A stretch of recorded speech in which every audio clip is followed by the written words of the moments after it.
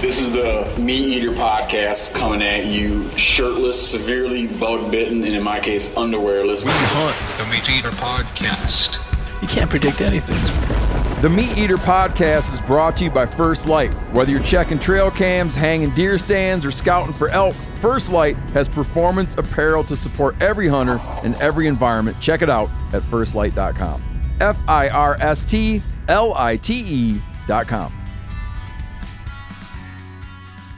Machines on. Machines on. Joined today by Josh Smith from Montana Knife Company. Very special guest. And Max. The door's open for a reason. You know why that door's open, Max? Boudin? Exactly. Max is quick. Max isn't even, he's just wandering by and trying to help us out. It's all. I'll tell you what's happening, Max. Come though. back here, Max, so I can explain something to you. I had a plan for a year now to cook. So I recently discovered Boudin, which changed my life. Yeah, it's really good. I don't know how it didn't spread into the north. Everything else did. Oh. I don't know. It had been hidden from me. I heard about it, but hadn't had it. It's changed my life. And a guy heard me talking about it who owns a Boudin place. Billy's Boudin. Sounds great. Well, he sent me a box of his Boudin out of the kindness of his heart. Do you want me to watch it? Well, Chester's watching. If you want to watch it, go ahead and watch it. Low and slow. It's as low as it can go. You know, there's a Boudin cooking trick the Cajuns told me about. You wrap it in wet paper towel and nuke it. Oh, yeah, you can do hot dogs like that. And then finish it in the pan. Hot dog tip off from Dr. Randall. Mm-hmm. Boudin. We're going to have it with hot sauce. Okay. I'll let you know. I got an idea where I was going to put a vat of hot sauce. Sorry. If I lived down there, I'd put a vat of hot sauce on top of my car with a tube that came down. So when I'm Like a driving down valve? the road, there's a little squeeze valve that hangs right at my steering wheel. Because I like to give a little dollop of hot sauce on each bite of Boudin. You could put that sauce where people normally put their big snorkel, exhaust Yeah, yeah. snorkel. Exactly. And the Cajuns call it Boudin. Boudin. If you hit a deer, it'd be pre-hot sauce. It'd be all ready. Yeah, to exactly. Go. You hit a deer. Yeah. he's already marinated. Also joined Seth is here, Dr. Randall, Corinne, who wouldn't pick up the phone, Phil, who made it. Who made it that we're not cooking the Boudin in the studio. Salty Phil. Every good podcast begins with an airing of grievances. Well, I mean, between the furs on the wall and the carpet, we would have been smelling Boudin for who knows how long. Yeah, which is not necessarily a bad thing. I was frying fish in the house one time, and I remember a couple of days later, my wife's like, "Even the bath towels smell like that fish." Yeah. So yeah, the Boudin smell would be stop slow that. to go away. Not that I'm down on it, but in this 10 by 12 foot room that we're sitting in, that wouldn't help. But Billy's Boudin, we're gonna cook. Thank you, Billy. Chester and Brody. Pork liver and rice. You stopped at Phil. We also have Chester and Brody. Oh, sorry, Chester and Brody. I have an organizational problem. Corinne wants to remind everybody once again that if you like to watch the network shows on YouTube, it's all moved That's right. to MeatEater Podcast Network. It's its own channel on YouTube. I'm not clear on why, but that's something that happened. I'm not here to litigate it. It's all moved. The MeatEater Podcast Network, so all podcast material is on an independent YouTube channel. Right. It's because we have the MeatEater TV channel with so Lot many going on things there. coming out Yeah. all the time, and Yeah. this is the one Too much stop going on shop there. for all of our podcasts, podcast videos, etc. Mm-hmm. I'm trying to think of in history of other channels that have split. I can't think of a good There's example. HBO and there's Max. There you go. It's like that. It's like when that happened. We have an intern, Nate, who came up and introduced himself to me by way of saying this. Oh, he did this? You don't know about this? No, I don't, but I'm just looking at your note. I've many times I fell in love with the idea of a sandwich. compliment Yeah. sandwich, and we've joked about it many times, where it's a way to offer criticism to someone where you compliment them, Then you criticize them, then you compliment them. And he did that with you. No. Oh, okay. Often though, your compliment sandwiches only have one slice of bread It's because you open. compliment them and then you criticize. No, them. then you so the example I would use is like, Corinne, you look great today. Sure wish you'd answer your phone on a podcast day. Coming. I like your shirt. That's a compliment sandwich. So you leave her feeling good. I understand what it is. you come Yours in- often lacks the second You compliment. come in soft, right? You hit them with what you're there for, Yep. Build them up and break them and down. then you leave them with a good feeling about you. But he pointed out, the intern came up to me and said, it's not a compliment sandwich. He goes, what is a ham sandwich? Ham's in the middle. Yeah. He's like, it's an insult sandwich. Like you got bread, ham, bread. Do you call it a bread sandwich? No. It's a ham sandwich. Right. Yeah. It doesn't. It's the name is what's in the Right, middle of right, that son of a right. bitch. I It's an see. insult sandwich. Yeah. Wow. Never thought of it that way. And then you liked him a lot after that. I did. Yeah. I did. So I'm not gonna talk about that anymore, but real quick, this can you play the drop, Phil? Oh yeah, sure. Let's see. We got it right here. It's time for Steve Reads Books, so you ain't got to. This one is so rich. I'm just doing it in installments, and I know that I go on, but here I just got hit with a couple from here. This is the best book. Have we gotten feedback from this segment yet, Corinne? Has it been happening long enough? No, No. Okay. We just dropped it without this sexy intro without the this sexy time. intro. Yeah. Okay. Alaska Tracks: Life Stories from Hunters, Fishermen, and Trappers of Alaska by Randy Zarnke. It's oral histories.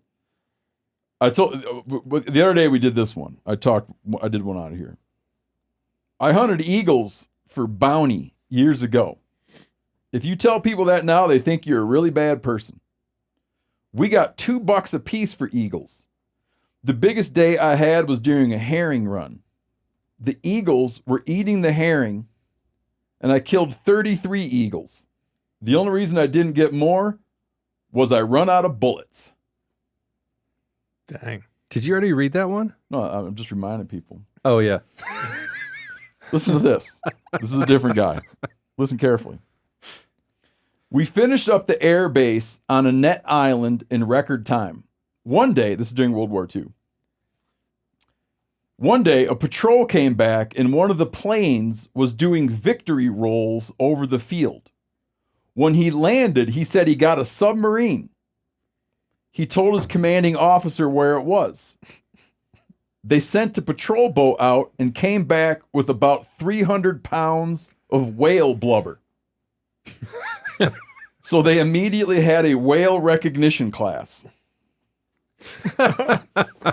That's the Aleutian Theater in World War II. Can I shut this? Oh. Oh, you got it done already? Jeff? Boudin's done. Yeah.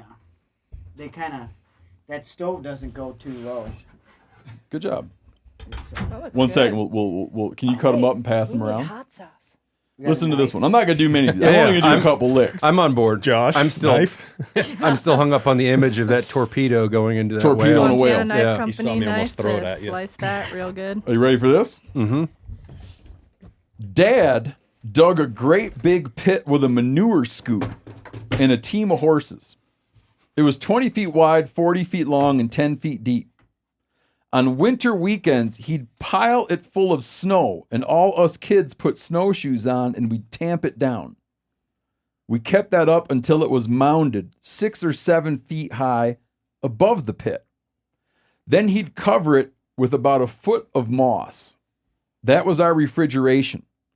Dad dug a stairway down into the ice and carved holes in the side walls. That's where he'd stick his quarters of beef. In late summer, it would be solid ice in there. That's cool. Huh? I like it. I'm going to do one or two more. This book's so rich, you can't get to them all. We got a lot of podcasts. Yep. I'm going to do one more. We should do an entire podcast that is just Ready for this one? stories with Steve. Just before World War II broke out, a trapper had a pilot fly him over near Farewell to trap. The pilot was supposed to come back and get him in January, but never showed up. The war broke out, and the feds had grounded all the airplanes. The trapper didn't have a radio, so he didn't know what was going on. It was March before the authorities would let the pilot fly again. When the pilot flew back over there to pick him up, the trapper was standing under a spruce tree smoking a cigarette. The trapper said, "Where the hell you been?" He must have rationed his cigarettes pretty well. Yeah. No, I'm telling you, it's a great book, man. It's my favorite book. Josh, can you share with us what you have, what you brought there real quick? Josh is going to do another thing, too, is Josh is going to show everybody absolutely once and for all how to sharpen a knife, which he did for me, and it had more of an impact on my life than Boudin. Give your credentials, Josh. Yeah, well, You're so distracted by the Boudin. Yeah, it looks pretty good. I was just getting ready to eat. As soon as they put food in front of me, you asked me a question. Oh, I can talk about something else while you eat your Boudin. If you You want. can read more books. Yeah, I mean, I guess Like how you got into it. my background. Yeah, my little league baseball coach and grew up in Lincoln, Montana, home of the Unabomber. That's That's his retirement. That's his retirement home. Yeah, my little league baseball coach started teaching me to make knives.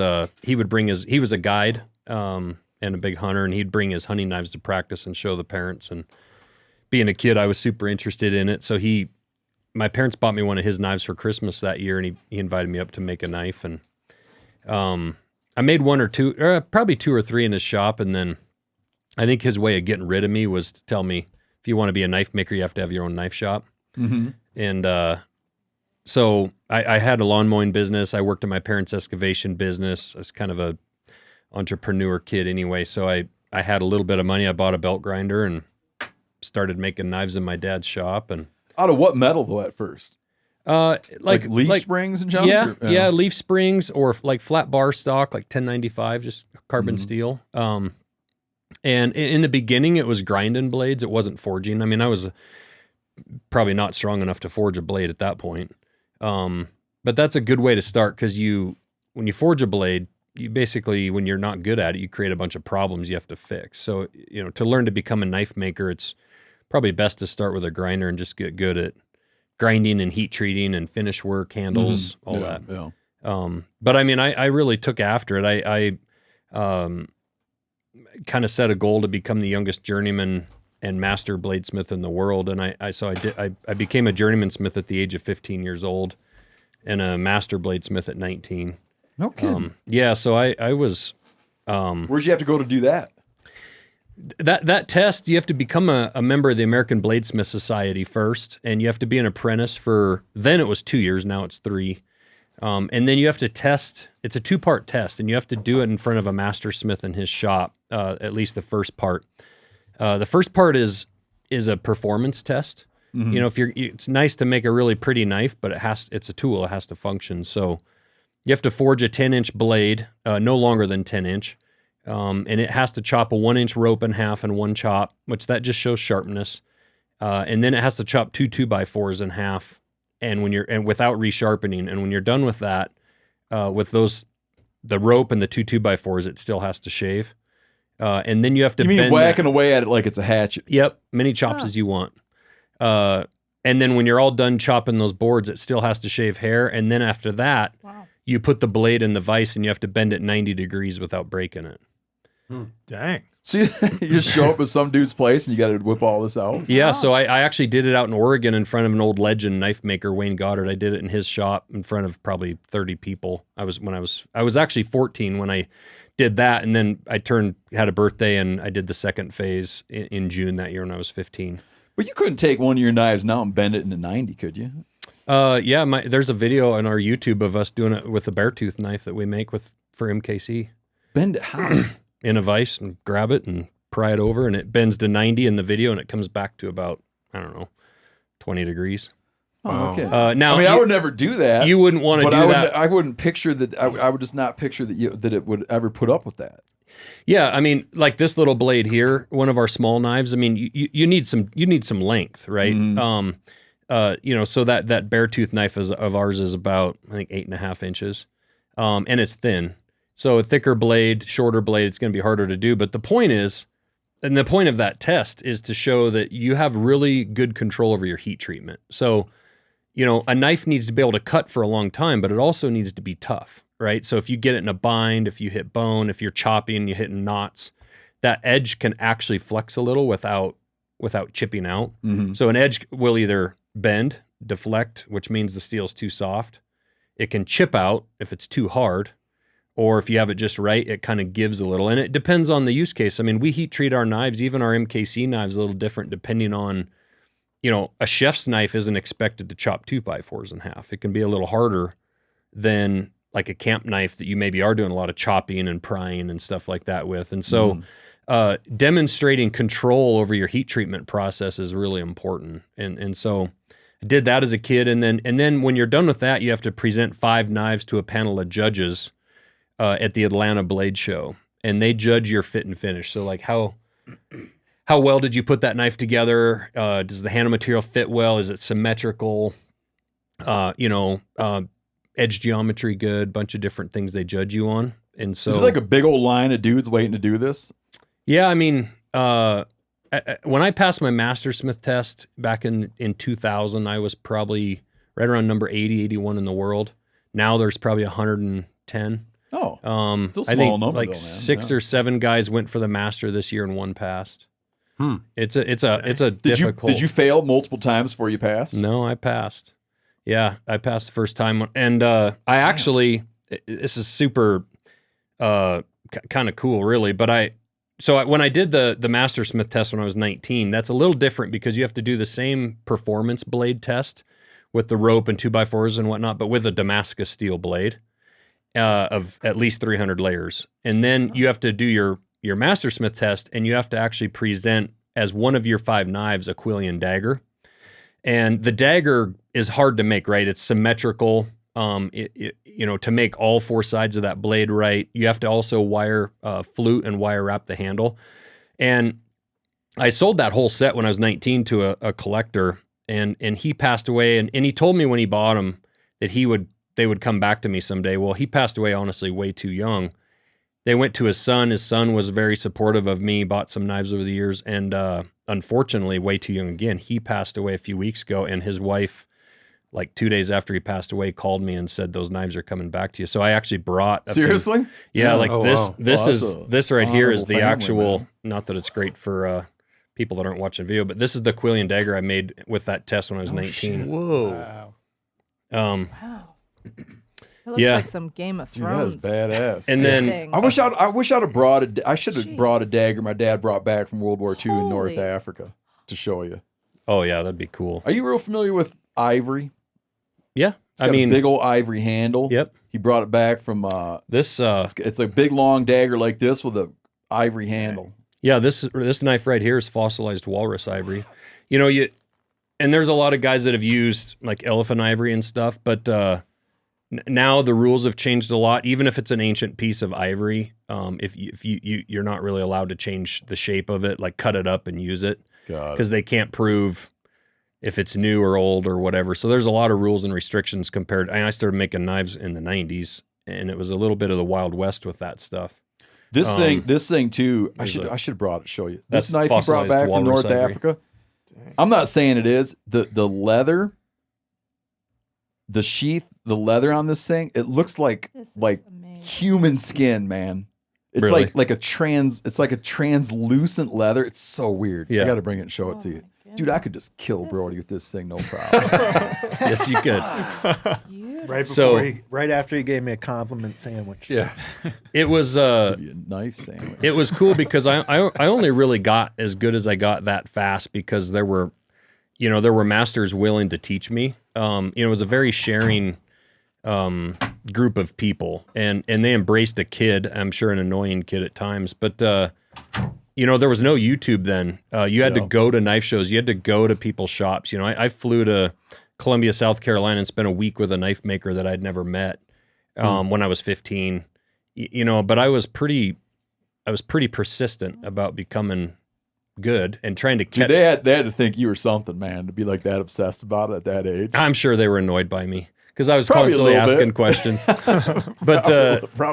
But they had to see it's talent, cool. It's though, cool you know? because I just had two of those knife makers that from here in Montana, Wade Coulter and Shane Taylor, on my podcast this last week, and they think it's really cool what I've built, right, with where we are today, and they were a huge part of that. So it's a cool community, and so I made custom knives for, I graduated high school and duck hunted my way out of college here in Bozeman, and became a full-time knife maker and did that for about 10 years. But I always had the dream of starting Montana Knife Company. I actually registered the name Montana Knife Company when I was 19. Really? Wow. Yeah. Oh, dang. But I didn't launch it until 2020. But I was seeing in the stores the lack of quality and like in factory-made knives for hunters. And you could tell a lot of these companies didn't actually have hunters designing their knives. And I felt like the more we saw stuff being outsourced overseas, actually the throwaway blade became a big deal in the last 10 years. And it bothered me because for decades, my whole career, I've had people come into my shop and say, like, hey, this was my dad's knife in Vietnam. What you just said about like the dagger, right, from North Africa, or hey, this was my dad's pocket knife. He was a bush pilot in Alaska. Or it doesn't matter what they did. Men generally have passed down knives and guns. And all of a sudden, we just started throwing away something that's always been an heirloom. Yeah, you pass it down right into the dirt. Yeah. When No you're done one- with the blade. I had a brief love affair with those replacement blade knives. Yeah. Man. No one's ever going to be like, this is my dad's Havilon. Maybe. But No. you also can't put a Havilon in a vise and bend it 90.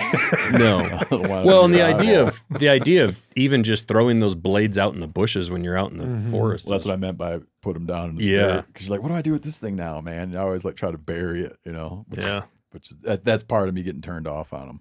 But yeah, when I launched this finally in 2020, I'd kind of had enough of it. And people kept telling me that it wasn't possible to make a production knife in America, build a brand, build a company. Like they kept saying, you have to stay competitive on price, that $50 to $100 price range, and you have to have it done overseas. And I Based on companies that don't need to be mentioned, but like big companies that make $49 right knives, right? Yeah, I felt like, we as hunters, we buy, your base layers and your mid layers and your rain gear and boots, and your put together a long range rifle with all these optics and your binos and your spotting scope, and all this money we spend, and then people go as an afterthought buy like the cheapest knife possible. It's like, well, it's one of the items. If you go hunting in a pair of tennis shoes and Levi's, and you have a bow or a gun and a knife, if you take down an animal, you can take care of it. But if you don't have that knife, you're kind of in a bind. And it's one of those, like, people started expecting less performance out of their knife. Like, I'll just grab another one next year. And that's part of why we sharpen knives for free for people for life when they buy our knives. Because I want people to send if they can't sharpen it, I want them to send it back in. And we'll sharpen it and send it back to them because I want them to go out in the field and have a good experience, But part of the reason so many people gave up on sharpening, I hear it all the time, like, well, I can't sharpen. And it's like, well, then they show me the knife they're trying to sharpen. It's like, that factory made that knife with the cheapest steel, crappy heat treat, thick blade because they don't want you to break it. Occasionally on a knife that's this thin, it's 100 thousandths thick, it's 12 thousandths thick at the tip. If you abuse it, you can break it. It's like, well, we'll just replace it. But for the one in, hundreds and hundreds that happens to, the other people are really happy because it's easy to resharpen. It passes through material easy. So when I see what people are trying to sharpen, like, well, you never really had a chance on your sharpening stone. Like, they hand it to me and I just go straight to a belt grinder. Yeah. Try to get it right. Yeah. I love that knife right there. No, this that's one? a great one. Yeah. The stone goat. Yeah.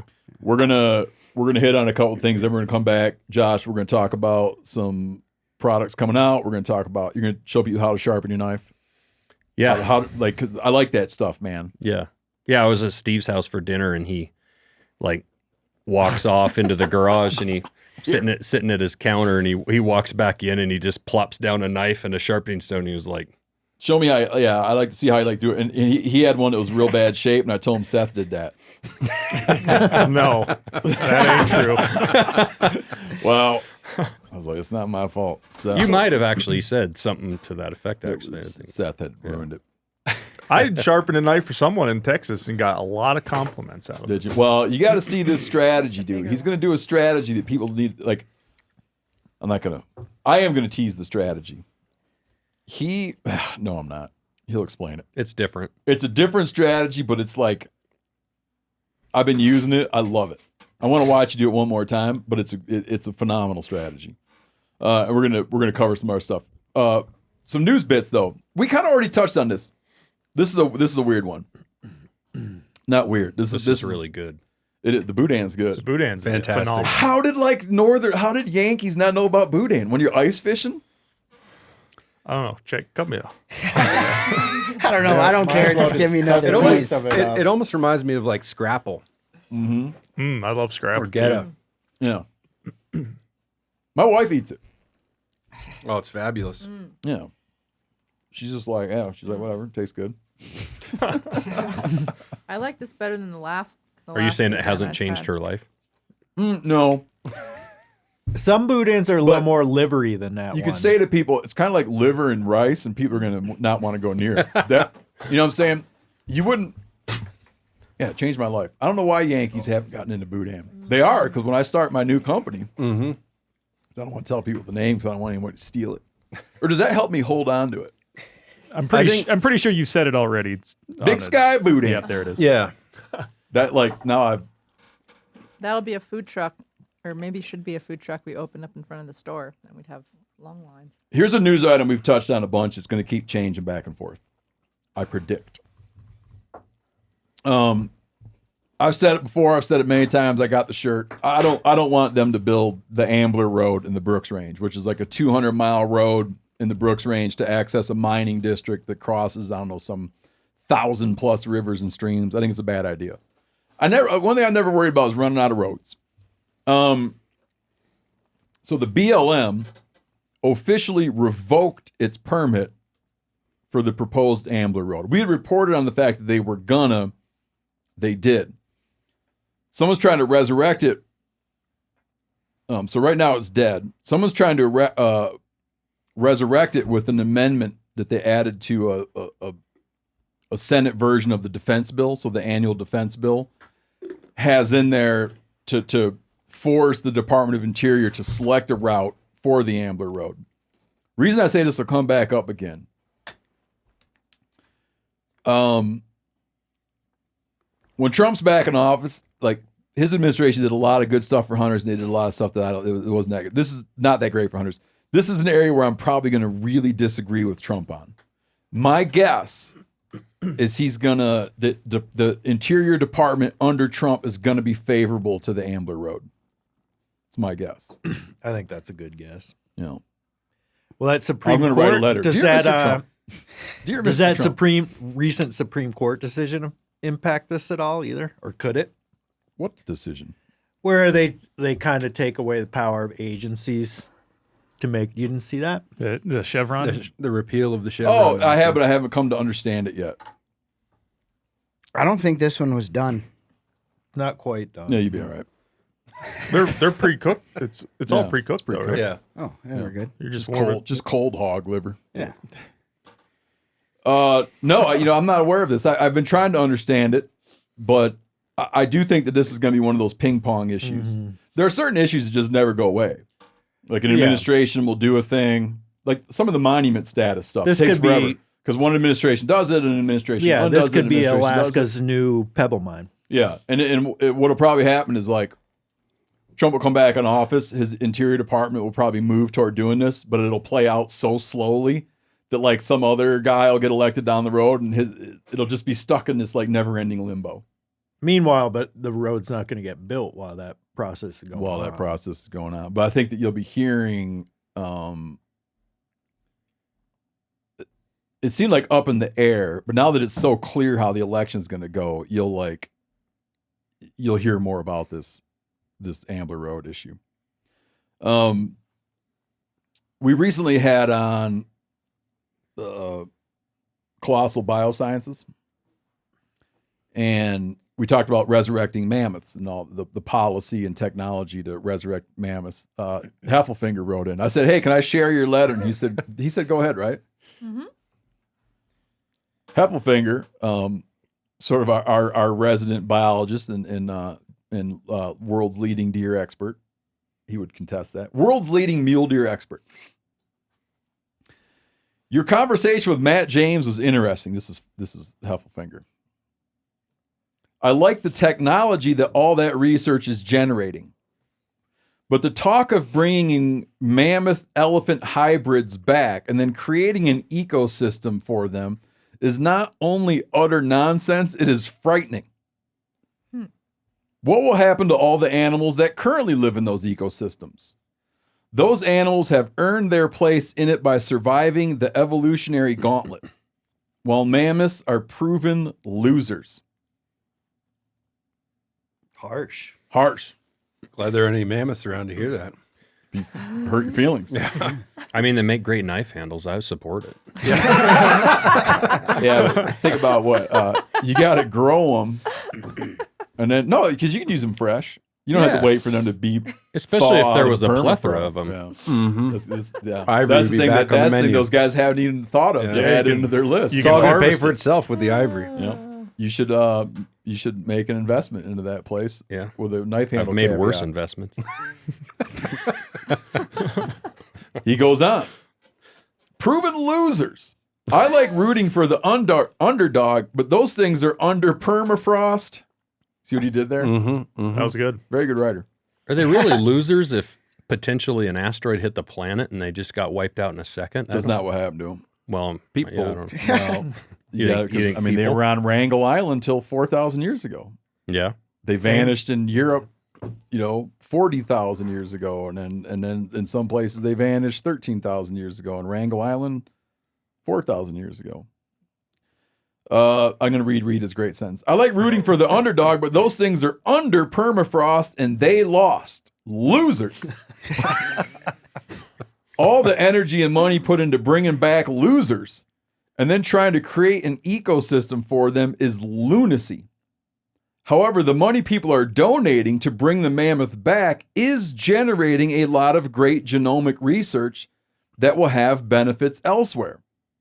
But let's not ruin the ecosystem for winners by trying to bring back and prop up the losers.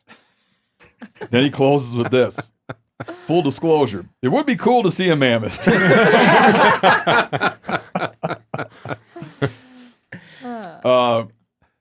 He sends a thing. They're still trying to puzzle out. So Wrangell Island. See, this is so fascinating, dude, because Wrangell,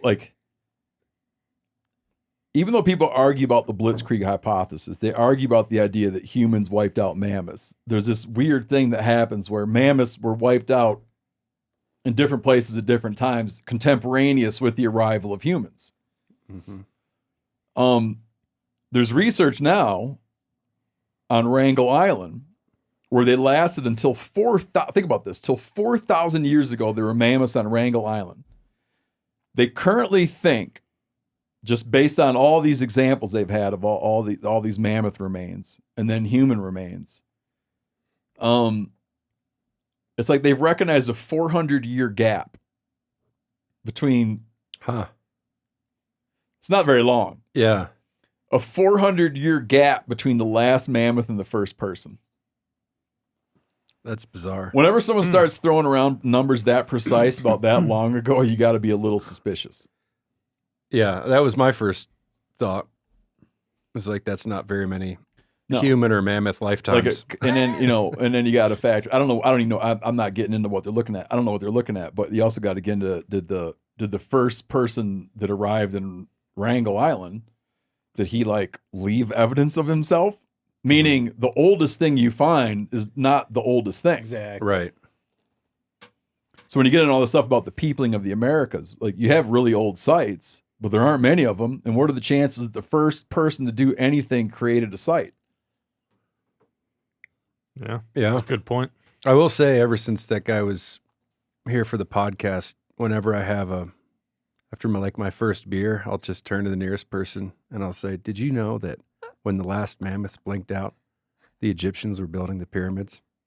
Because that frame of reference blew my mind, stuck with me. In John McPhee's Pulitzer Prize winning book of geology, Basin and Range? No, it's called Annals of the Former World.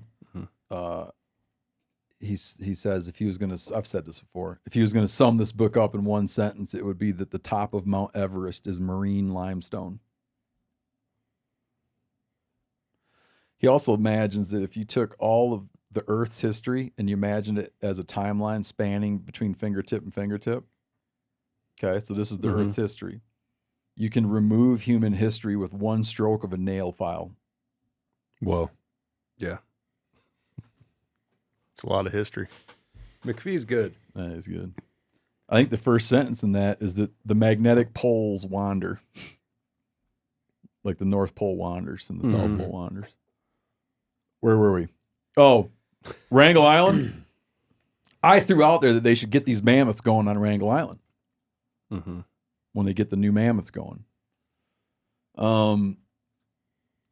The earliest human occurrence on Wrangell Island has been dated to 3,600 years ago.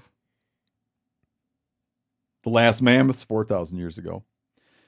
Whatever happened to those mammoths, they feel was sudden. Not, because they're looking at, like, you can determine, you know, when you look at stuff, there's like some like mitochondrial DNA thing where you can determine how many breeding age females are in a population. It was whap. It wasn't like there was like they're saying it wasn't like there was a couple. I still think my little personal theory, being not an expert at all, is that they're going to wind up the dude showed up there. Seems not unlikely. Dude showed up there and killed him On an island, that's plausible, right? Yeah, that's kind of. But across the entirety of the continent, that might not be what got him. Where's the how far from the coastline is that boneyard guy that Rogan's had on? It's all those mammoths. Oh, he's way in the interior. Yeah, way in. Yeah, he's Fairbanks. Right? Fairbanks. Yep. So like the slight, very center, slightly south of center, but yeah, south of the Brooks Range. Yeah, takes away my theory because it looks like those are all just like piled in one spot. Like you would imagine, even like in a tsunami or something, where a wave would wash everything into one spot. Why they're all tangled up. Yeah, it's like the La Brea tar pits in L.A. There's just so many of them. A great catching spot. The muskie guy. What do we call that muskie episode? It's not out yet, as of the recording of this. We'll see. So can I comment on that? Yeah, of course you can. We just don't know what it's going to be called. Larry. Yeah, we recorded we covered the Muskie War, which none of us knew occurred. The Muskie Wars. With a muskie expert, and you'll hear him. And he, I challenged him on something. He didn't like getting challenged on it. I'm not going to read what he wrote. I'm not going to read the thing he sent me, but he uses all caps. Oh no! In the important words, it's like a very very Trumpian use of all caps. He says, "Hi, Corinne. I just ran across a muskellunge study that concurs with my opinion that genetics matter in muskellunge populations, uppercase, contrary to Steve's opinion and disagreement with my comment during our podcast filming. I doubt he will care much, but it does in fact counter his deer population growth by just moving them. Fish are not mammals." I was pointing out to him research by the Monteith lab where things that here I'm talking about another thing I'm not an expert on, but it's interesting stuff. It's like when hunters look and they'll say that an area has good genetics, like there's an area that produces big bucks.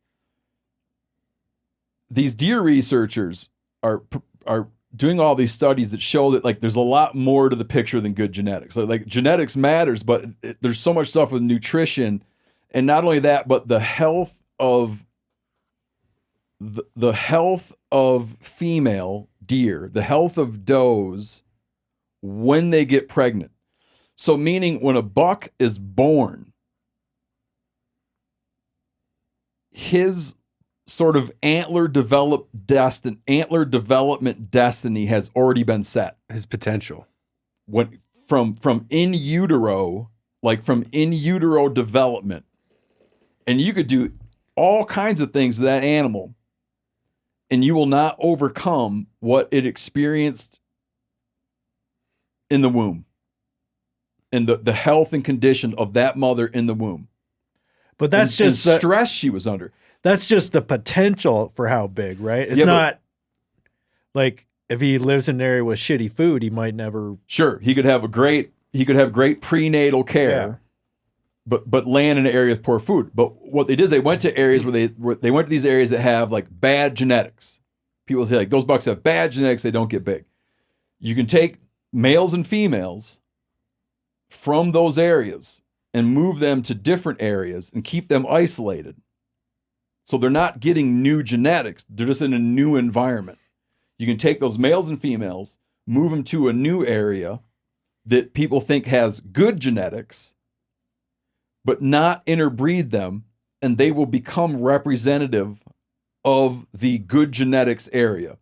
Meaning it's nutrition and stress and all these other factors. It's not like the genetics of the area.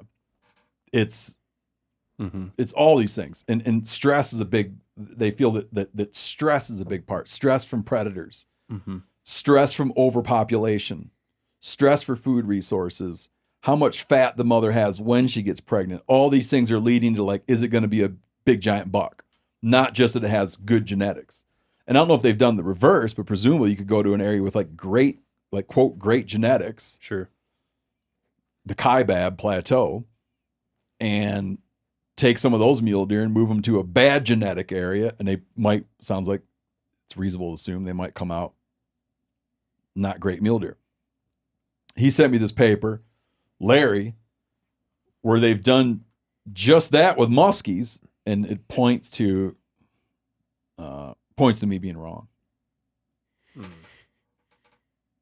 As he says, fish ain't mammals. Hard to argue with that. That I can't argue with. A listener wrote in. Brody was trying to bring this up with me before. We're going to let Brody tell him all about it, Brody. Then I'll give you my commentary. Well, you want to read it or you want me to? Hey guys, I love your show and listen to it every time I get the chance. I'm not sure if you're keeping up with what is going on in Colorado over the last several weeks. What is referring to as Colorado has announced an end to over-the-counter non-resident archery elk tags. Long time coming on that, but back to his letter. But I'd like to hear your input. It has to do with the number of tags allotted to non-residents versus residents.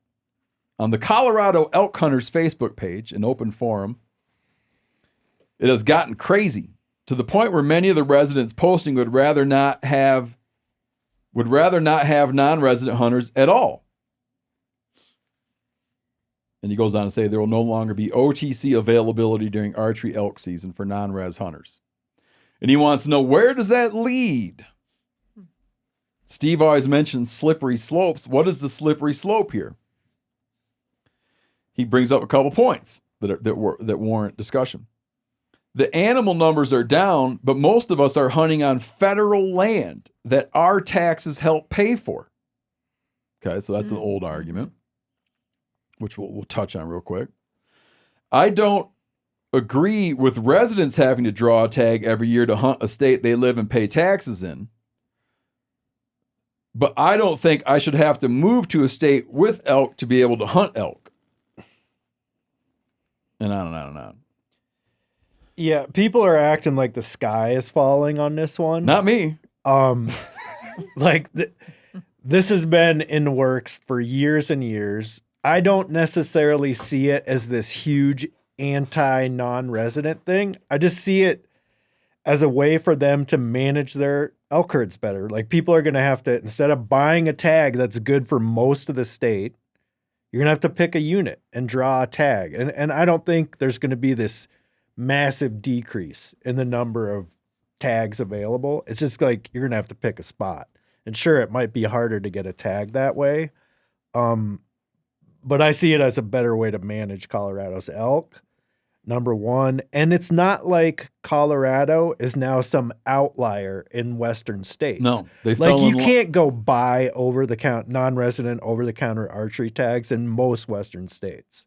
In fact, it's very hard. Like you want to bitch about Colorado, try getting a tag in New Mexico or Utah or Arizona. You know, like yeah, there you have like every state has a like take New Mexico. Okay. New Mexico has a set number of elk tags they're going to give out. Mhm. Demand does not change that. There's there's going to be a set number of hunters doing it. Right? Yep. Colorado now has a set number. You can't at the last minute, like it's like everybody would always put in for draws in the West. And if they don't draw, they'd be like, well, if I don't draw, I'll just buy my over-the-counter thing in Colorado. Right. Which I'll point out, which was the total outlier. You still can buy over-the-counter bull tags in Colorado for second and third rifle season. Like Colorado is a very easy state to get an elk, non-resident elk. And it has the biggest elk by yeah. by $100,000. Yeah. More than like Montana. no one's even close Well, to how many elk Colorado has. In New Mexico, you can buy the over-the-counter elk tags on private land. Sure. Sure. And I don't know if you can do that in Colorado or not, but they have to do that on the private lands just to control those herds. And there's a lot of units in Colorado where residents have to draw an archery tag already, like quality units, you know, where there's maybe the numbers don't support over-the-counter hunting, but there's big bulls. So I think there's a lot more being made of this than people need to be worrying about. When they're making it a draw, right? It's not like they're just saying no non-residents can come at all. It's a draw with quotas, and you got to pick a unit. Yeah, and meaning it's like everybody else. Yeah. In Montana, you have to now draw mule deer tags or elk tags as a non-resident, and holy cow, like where we were hunting last year, there's a huge problem. Like it's with non-residents, and that's something to be like talked about. Like there's a that's a capped number. Right. Yeah, it's already capped. But however, like this is just kind of like a whole different subject. Like, I mean, where Seth and I went hunting last year, there were so many non-resident hunters. It was kind of unbelievable. And a lot of these people are not educated on like what you can do or what you cannot do. On land access. People and you were saying that the agency was sending people because they're trying to lower deer numbers in a certain area. Yeah, but it was terrible. Like there's another side of that too with the non-residents. Especially in Montana, out some of those eastern towns and whatnot. It's a huge part of the economy too. Yeah. That you can't. It's a challenge for residents, but it's also I think a lot of those people tend to spend at times more money. But it's like half and half too. Like ranchers are now in those areas. Like we are fed up with what's going on. People are trespassing. Yeah, but like to blanket, like to just say like it's all the non-residents doing that. I don't like. No, I think agree. there's plenty of places where residents are part of the problem. I think it sort of conflates two issues. One is like distribution of hunters across a big state. I mean, Idaho has gone through that sort of drifting towards a non-resident draw, but they went from over the counter. You could buy a deer tag. At that time, you could buy one like in June. Once you could, this is probably 5 years ago, you could buy an Idaho deer tag in June. And then it was, you need to pick a unit in an attempt to prevent non-residents from all crowding into one unit. Well, yeah. And then that heightens the demand. And then all of a sudden they're selling out of non-resident deer tags December 1st. And there's a huge waiting line. And so that's going to go to a draw soon as well. Limiting those numbers is like, could potentially solve some of the problems. Yeah. And that's the thing about non-residents. They're all going to go to the best areas because they're already traveling. Where resident tags, a lot of those people, they're just hunting after work, maybe on a Saturday right around where they live in a poor area. Yeah. poor numbers, like even over where we're at, some of the numbers and some of the challenges with that. But now non-resident hunters are like, okay, where's the best spot in Montana to go hunt? So they are congregating in the absolute best hunting areas. Well, I think that they'll eventually, I want to return to Colorado, but they're going to eventually address that you're going to need to pick your areas. Yeah. Because right now, it's true that if you have huge general areas, like you have these large general areas, and then you have a big number, and it's set by the state. Like there's a cap, right? There's a cap on how many tags they're going to give out. But if all those people that non-residents draw that big thing, there's nothing preventing them from all going to the exact same spot because your tag isn't broken out by unit wide, and you have a lot of latitude, and you also have like long archery season. Like in the end, it'll be that it'll probably wind up being something like you pick your weapon and you pick an area, which would conform to how most states run the program. And residents have to draw Colorado rifle tags for 1st and 4th rifle, and they have to draw muzzleloader. Here's another thing about Colorado: there is no over-the-counter. Like, think about mule deer. No deer tag. There is no over-the-counter mule deer tag in Colorado. Yep, it's all draw for residents too. But no one's saying the sky is falling on that. And I got news for the residents in Colorado. Like, they're happy about this non-resident draw thing. Pretty soon, residents are going to have to draw archery tags too. It's just the way it's going to go. You like in terms of his comment about people on a Facebook page being riled up. Let me tell you a little something about human psychology. Most people are out for their own best interests. Especially on like something like hunting, right? You're out for I'm not saying that in terms of how you relate to your family, but like you're out for your own best interests. You're kind of like looking out for your own thing. I don't care what state you go to on the planet. If you went around and polled, welcome non-residents. If you went around and polled hunters in any state on the planet, the resident hunters are going to you'd be like, hey, do you think we should make it that non-residents can't come? They're going to be like, yeah, huh? Who is that problematic for? It winds up being hugely problematic for the Fish and Game Agency that's doing management because there's all kinds of issues around funding. It's problematic for the economy, but like, of course, on a Facebook page, Colorado Elk Hunters Facebook page, you're going to have people who are like, I don't think they should be able to come here. If you came to me and said, hey, Montana just banned non-resident hunters and anglers, I would secretly be going like, sweet. Yeah. But if you came to me and said, hey, Alaska just banned non-resident hunters and anglers, I'd be saying, damn it. Yep. Be getting the pitchfork. Oh, I'd be like, like most people I know, most people I hang out with do some hunting and fishing in other states. Yeah. My buddy from Pennsylvania, like, texted me after he got wind of this, and he's like, I can't believe Colorado would do this to non-resident hunters.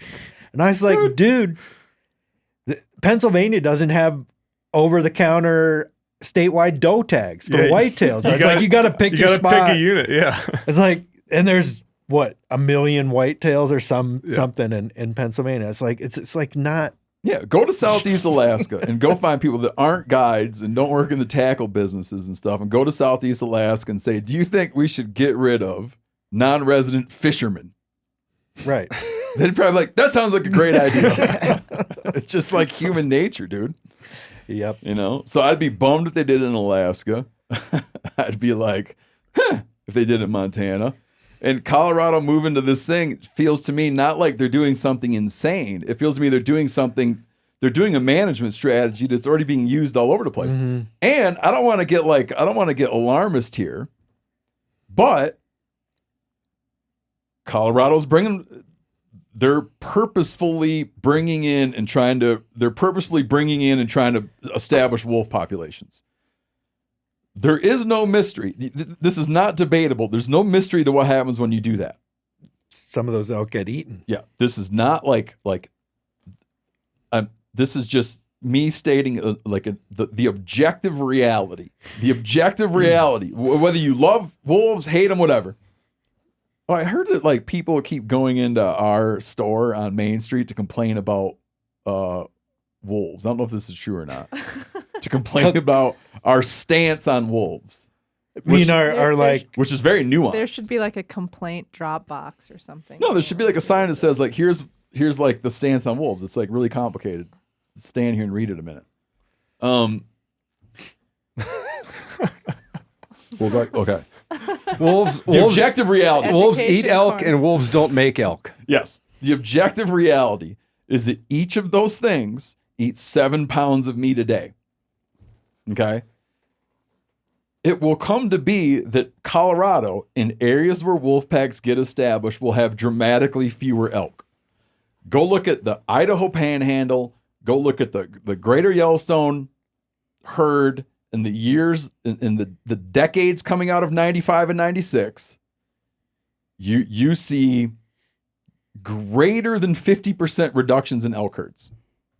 It's just like, that's not a pro-wolf statement. It's not an anti-wolf statement. It's just like, that's what will happen in areas where wolves get established. Some people will say like, that's great. That's great news, right?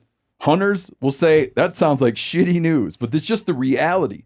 So that Colorado, and I'm not trying to draw a parallel here, but that Colorado is taking some measure right now in anticipation, like they would be smart to take some measure right now in anticipation of having a lot fewer elk as wolves get established. In some places, yeah. We'll see what happens. I mean, you have the perfect case point. Yeah. You have 3 states that, like, one of which touches, one of which touches Colorado. It's like, look what happened in Wyoming. Okay. Look what happened in areas of Idaho. Look what happened in areas of Montana. It's just the reality. Mm-hmm. And they'll some people will sing songs about it. You remember that? It was all debunked, but the whole like trophic cascade and, beavers are singing happy songs and stuff, hugging a wolf. And then later people are like, well, it turns out that might not have been actually what happened. But either way. So yeah, Colorado, sure. You got to put in now. You can't just wait and buy your license in a gas station. It's like, okay, you can't anywhere. Right. And him saying, I think that hunter, here, the other thing this guy says, it's kind of weird, is he says, I don't want it to be that a hunter can't get an elk tag every year in his own state. Welcome to Arizona, Utah, Nevada, New Mexico. Mm-hmm. Do you see a theme? Hot, dry places. Mm-hmm. Without tons of agriculture. That's already the reality. Anything else to add? No. Chester, your comment. Yeah. About numbers. Like, those numbers are capped. Mm-hmm. Like, during the great antelope heyday of Montana, okay, which, like, you go back to 2000, early 2000s, the great antelope heyday of Montana. And it was great. They were giving out 13,000 tags, either sex antelope tags, and handing out with each of those 2 doe tags. Wow. That sounds awesome. Every year you would go into the field with a buck tag and 2 doe tags. 13,000. What that number got? What was that number a couple years ago? 6,000, but you get what, one doe tag? But when they were giving out those 13,000 tags, those 13,000 tags were getting used. Yeah, because access was easier too. Now then they went to 6,000 tags. They're getting used. I don't know where it's going to sit now, but I don't know if it's ever going to climb that high again. But it's like the agency, like in the end, with most of these systems, the agency is saying how many people are going to be in the field. Mm-hmm. How they distribute themselves is a different question. Yeah, I mean, one thing to my point, like non-residents, like that's great, seeing them hunt in different state. But when I say the problem was in how people are actually respecting the land, like it was terrible. Yeah, you said you kept finding people hunting places. People were driving everywhere off roads, trespassing. People were cutting people off on their way to deer, and this wasn't just like one time. This was like everywhere you went. And I guess what I'm trying to say is people need to respect the resource that we have, especially as a non-resident, because it was just a shit show. Well, that's a general hunter resident non-resident problem that we have to as hunters self-police and fix, because like my uncle manages a gigantic ranch here in Montana. The one he managed for about 20 years over by Shoto, hunters ruined him on it and ruined him on wanting to allow them on their he would give permission and say, hey, park here, walk in, no driving in. 2 a.m, they're knocking on his door. Hey, we got our truck stuck 2 miles back, up here, whatever, driving out in the fields. Like, that's just, we as hunters, if we want to keep that access, have to do better. Yeah, I kind of couldn't believe that many people were being so disrespectful, But I also Washington have to say, plates. I mean, resident hunters do the same stuff. Yeah. What was that, Phil? Sorry. I thought you didn't like what I was saying. That's why I say more. That's a general hunter. That's people. Yeah, that's people. In any state. We heard from multiple landowners being like, we freaking hate this time of year because of hunters just acting like assholes. Yeah. Which is not good. Even like out in eastern Montana, some of the roads you choose to drive, even if you can, little 2 tracks, like legally if it's wetter than hell today, and it's going to be dry by tomorrow, driving that road today, just tearing the shit out of those roads. And then those ranchers have to drive them. They have to until fix they them. can get fixed. Yeah, or until they can fix them. Man, it's too bad. I don't want to go on and on about this, but I'll say that. No, it's a good point. And places where I have, where people let me or my kids or me and my kids hunt on private land, dude, I get paranoid about following the rules. Mm-hmm. And really try really hard to express my gratitude after the fact we take like, I'll take a handful of knives out, give them to landowners. Like, I mean, we're, most of us can't afford to go buy our own ranch. So when you get like the block management program, when you get permission to hunt a gigantic piece of property, it's a pretty cool opportunity that those people give us. Mm-hmm. So we have to treat that with like it's gold. Yeah, bring a gift basket and get real clear on where you're supposed to go and not go. And if he says park at that next fence, park way this side of the next fence. Yeah. So we got 3 new. So starting in August, we have 3 new whitetail systems launching. So you have to stay tuned for this and go to firstlite.com and check them out. System set up by early season. It's kind of like early season, mid season, late system. So system. God, I sound like Biden here tonight.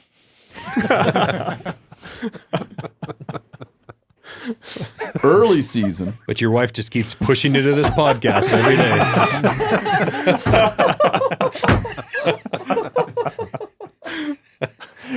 She's like, "Oh, honey, I like you doing that."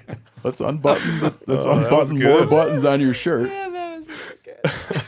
We'll unbutton a lot more buttons on your shirt because some of them make you seem really young.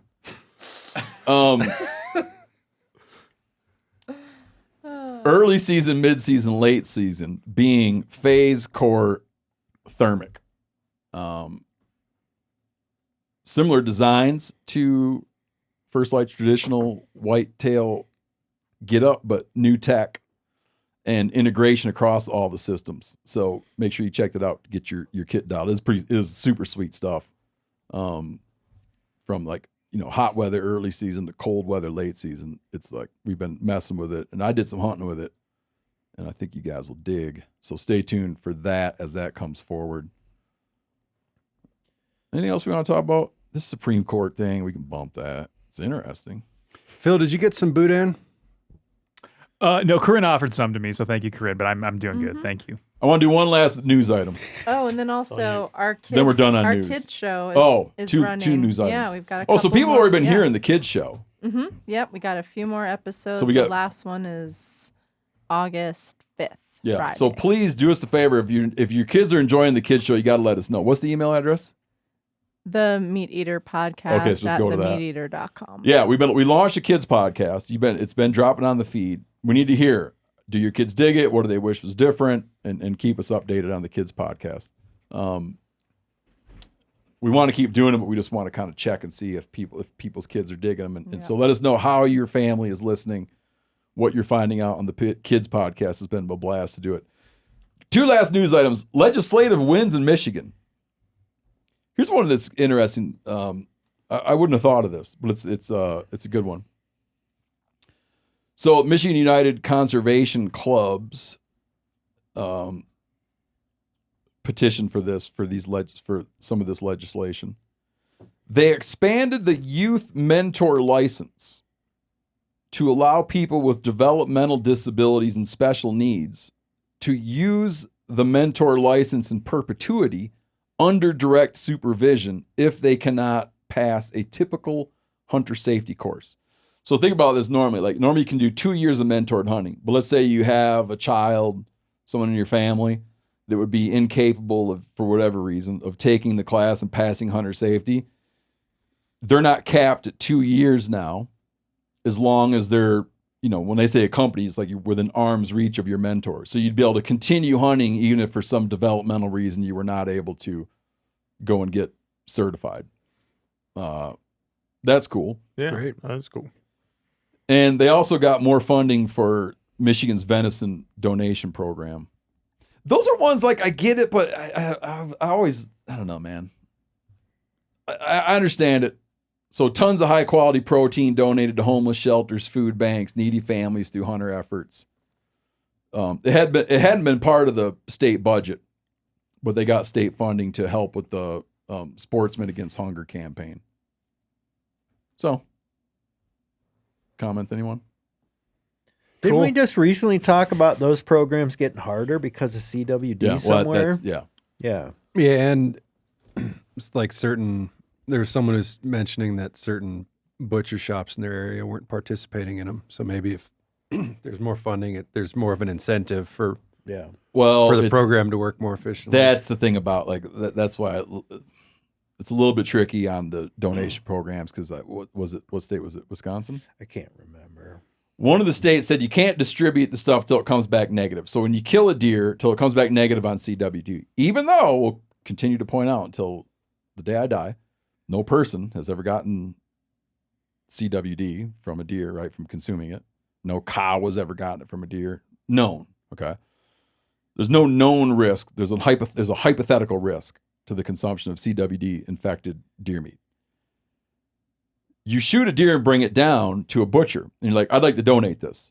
The butcher has to submit the test. He can't distribute the meat till he gets the negative test. So picture opening day in Wisconsin,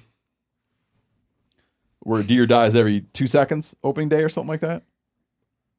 Yeah, I mean, it really is something like that. Sounds about right. It could be less every second. Who knows? So, you're Joe Blow deer processor, and you get this big influx of deer donations come in, and somehow you're under the obligation of sort of like cold storaging, right?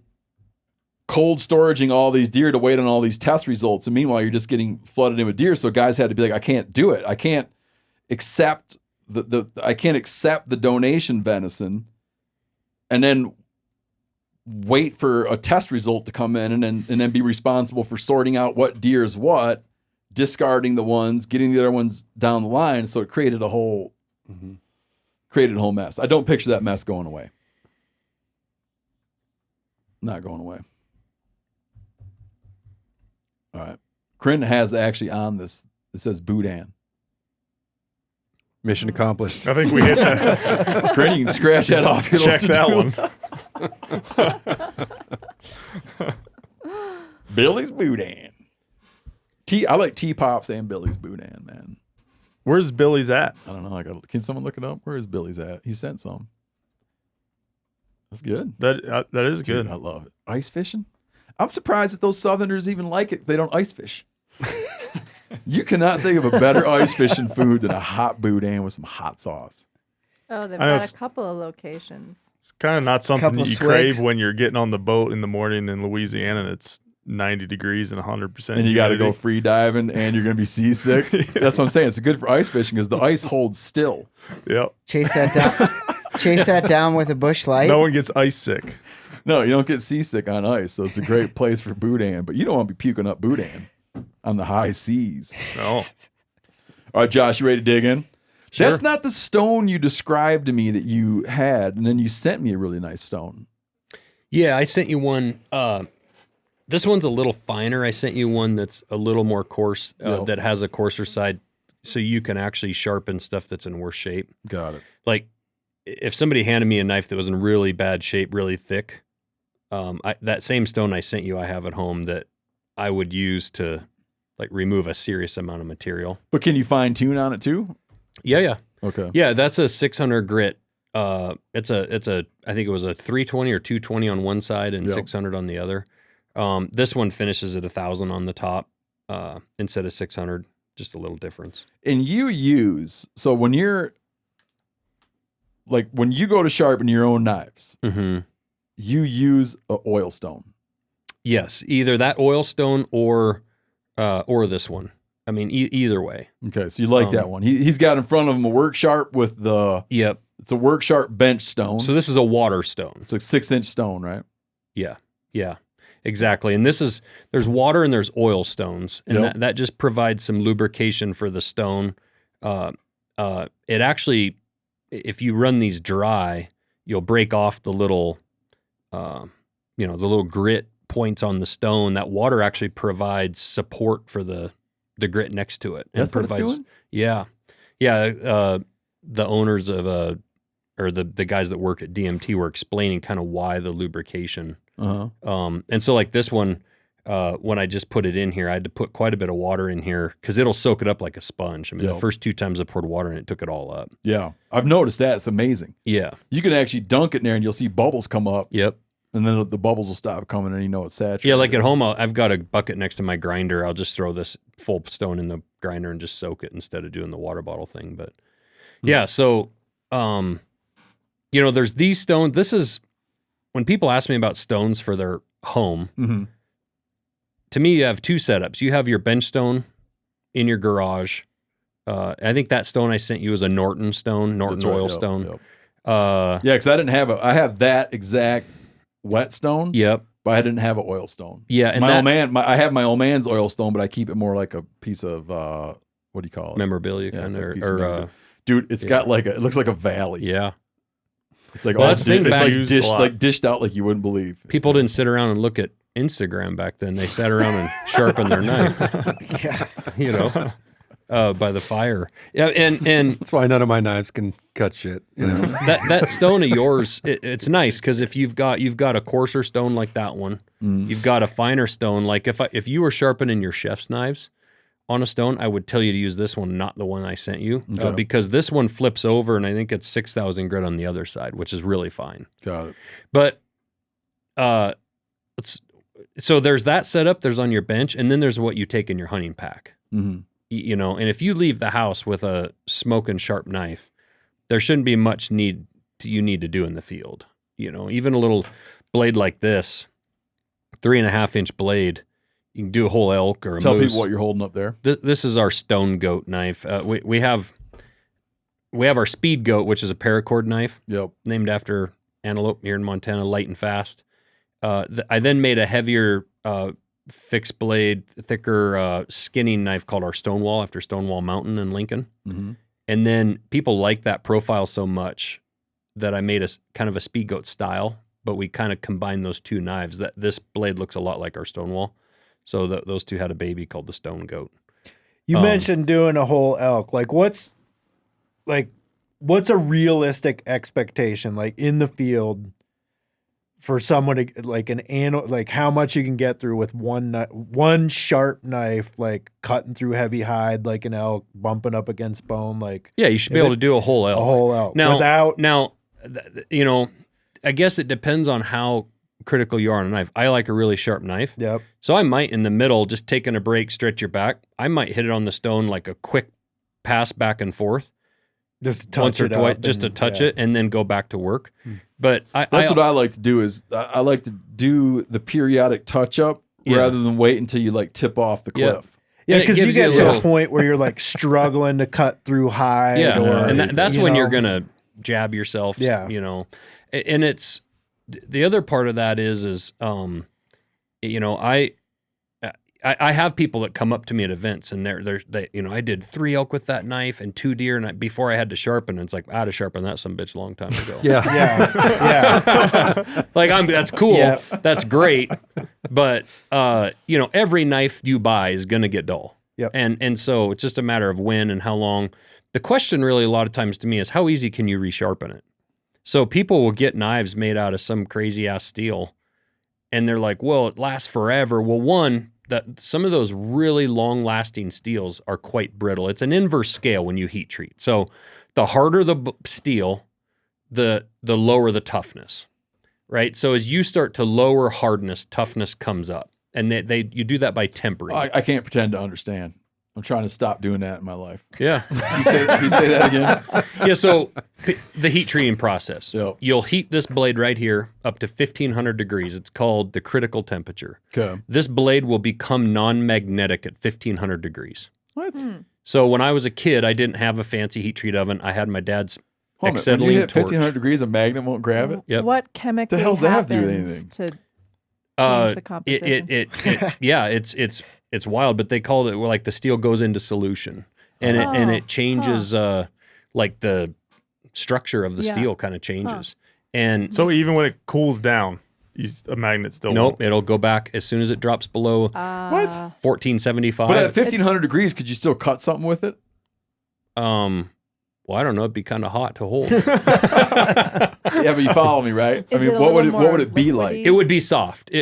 It would be. It's It'd soft. feel Yeah, soft. Yeah. And Like if- you could press it on it. You could press it on a like you could take a nail and mark it. Yeah, like if you, well, I mean, not really. I mean, at that point, you're reaching forging temperatures. I mean, you would dent that steel. Okay. Because like if you took this blade that's hard right now and you heat it up to 1500 degrees and let it cool, you've ruined the temper. Like it's soft at that point. You could probably bend it with your hands. Well, yeah. So I remember having big. I remember one time I had a digital. You know those like laser thermometers. Yeah. We had a big fire going. Yep. And just aiming that laser around. Probably at 2000. Oh, yeah. 2200. That's what. Yeah, that surprised me. But I wouldn't picture that if you threw a knife in there, that you would. You could harden it. Okay. Yep. Yeah. So the way that works is you heat this. So like I said, when I was a kid, I didn't have fancy stuff, right? I had my dad's acetylene torch. So I would stand out in front of my dad's shop and I would heat that blade and I'd have a magnet there and I just keep touching the blade to the magnet. And you'll feel it getting light. Like Really? at first it's like snaps right to it, right? Dude, I had never heard this before. And it'll start to get light to the touch and pretty soon it's not touching, but it's not sticking. It might not stick here and you get back here and it's sticking here. This part of the blade back here is thicker, right? Mm-hmm. So when you're heating, you have to be careful to not overheat the tip. I mean, this tip's 12, 15 thousandths. This is 100. You have to put more heat back here, right? Especially a bigger, heavier knife, like this Bowie knife. And so I would heat with a torch. And then when that whole thing's not sticking, then you quench it in oil. And depending on the kind of steel, it could be like an automatic transmission fluid, mineral oil, hydraulic oil. You don't want to use motor oil. Some oils have a different, lower flash temperature, but when you put it in, it'll catch on fire. There's a few times I damn near burned my dad's shop down. But when you quench that blade, it drops the temperature. You have to drop below 900 degrees in a certain rate of time. It's like 1.5 seconds or something. So by doing it fast, when you drop from 1500 down below that temperature, the steel hardens. Okay. Now that's why if you ever watch like that show Forged in Fire, if you take this blade and you heat up and you quench it in water, that water's too fast. It'll drop that temperature so fast that you stand a chance to crack it or break it. Huh. So I didn't know that either. Now there's water hardening. Dr. Randall, did you know what he's saying about the magnet? Be honest. No. First time. Okay. And there's water hardening steels like the Japanese samurai swords and stuff back in the day, W1, W2, stuff like that. You actually quench in water. So steels have their different oils that it's the speed at the rate at which that comes down. So people use the wrong terminology all the time. They say, well, how do you temper your blades? And it's like, well, The tempering is a part of the heat treatment process. So by heating that blade up and then quenching it, you've now hardened it. But now this thing is brittle. If I drop it on a concrete floor, it's going to shatter. It's like a piece of glass. Can't do the 90-degree bend. Nope, it snapped right off. At that point, how would it sharpen? It would sharpen up super sharp, fine edge. But it wouldn't hold it. But yeah, if you bumped it against this microphone stand, it would chip it, if it was thin. Gotcha. And so now becomes what we got into this on is that scale, right? That blade is like 67, 68 Rockwell. That's the hardness of the blade. So what the hell does that scale mean? The way we test that is we have a Rockwell tester. You set that blade here, and it's got a little diamond point that comes down. It touches the steel, and then you get it zeroed out, and then you pull this handle, and it applies pressure down on the blade and then lets up. And however deep that point penetrated the steel or not deep determines how hard your blade is. That's the Rockwell score? Yeah. Yep. And it kicks Did you know out. that, Dr. Randall? I didn't know how it was measured. I knew the Rockwell score. I knew about it too, but I know the men. Yeah, so like if that point buries way down into that blade, it's soft, right? And it'll kick back. Do you have one of those? Yeah. A tester? Yeah, is it a thing you don't make it, obviously, you buy it. Yeah, you buy it. It's it's a big heavy thing that sits there with a dial on it and a handle. So, we randomly test these blades every so often, just making sure that like, hey, nothing's going on with our heat treat, something weird gremlin. So let's say that blade as hardened is like 68 Rockwell. Yep. So you pull it out of your oil. Hard. You pull it out of your oil and it's hard. It's brittle. So now you put that blade in an oven. So when I was a kid, I would always put them in my mom's kitchen oven, and they still had oil on them, and it would stink up my mom's dad's whole Meanwhile, house. the barn's on fire. Yeah, it's a shit show. Try that in the podcast studio, Phil. Yeah. But you heat that blade up to say 400 degrees for an hour, and you take it back out and you test that Rockwell. It might be down to 64. You heat that blade up for another hour at 400 degrees, let it cool. Now you're down around 62. And now, depending on the type of knife, where do you want to stop, right? But as your hardness level comes down, now your toughness is coming up. So let's take it all the way the other way. Let's take that hardness all the way down to like 55. Okay. Now it's not very hard, but you can flex it, you can bend it, right? Yeah. And you take it all the way to just dead soft. You can bend that thing right around, wrap it around steel, something 3 times because it's totally soft. Got it. So again, you're trying to choose that balance, achieve that balance, depending on the type of blade you want to make. And that's the thing with like a lot of these factory knives, they're going for mass scale, hit the middle of the road, where it's like you want, as a custom knife maker, you're trying to curtail that heat treating towards what the customer is going to do with that knife. That's what we're doing with like our MKC stuff. Can you real quick explain, just in layman's term, when someone says it's a carbon steel knife? Yep. Yeah. So there's stainless steel and there's carbon steel. So that's the 2 options. Yeah. Yeah. Okay. And but then there's hundreds of options within those options, right? And this gets that's into a high level division. You go the carbon path, the stainless path. Yeah. And it's really, it's a variance of what's the chemical makeup of that steel? How much chromium is in it? How much vanadium is in it? How much manganese is in it? How much carbon is in it? And there's a certain scale at which, like, there's stainless steels, which stainless doesn't mean stain free. It means stains less. Mm-hmm. So at a certain point, you step down that stainless scale to where all of a sudden you start getting more rust than you want. There's a certain scale right there where it becomes now officially a carbon steel. Got it. And there's steels out there that are, more stain resistant, but maybe some of their properties don't lend to being a great knife steel, but they're great for like something used in industry, surgical tools or whatever, right? Like this steel right here, this is a carbon steel blade. This in industry is actually, it's called 52-100, which means it has 0.1% carbon. This is ball bearing steel.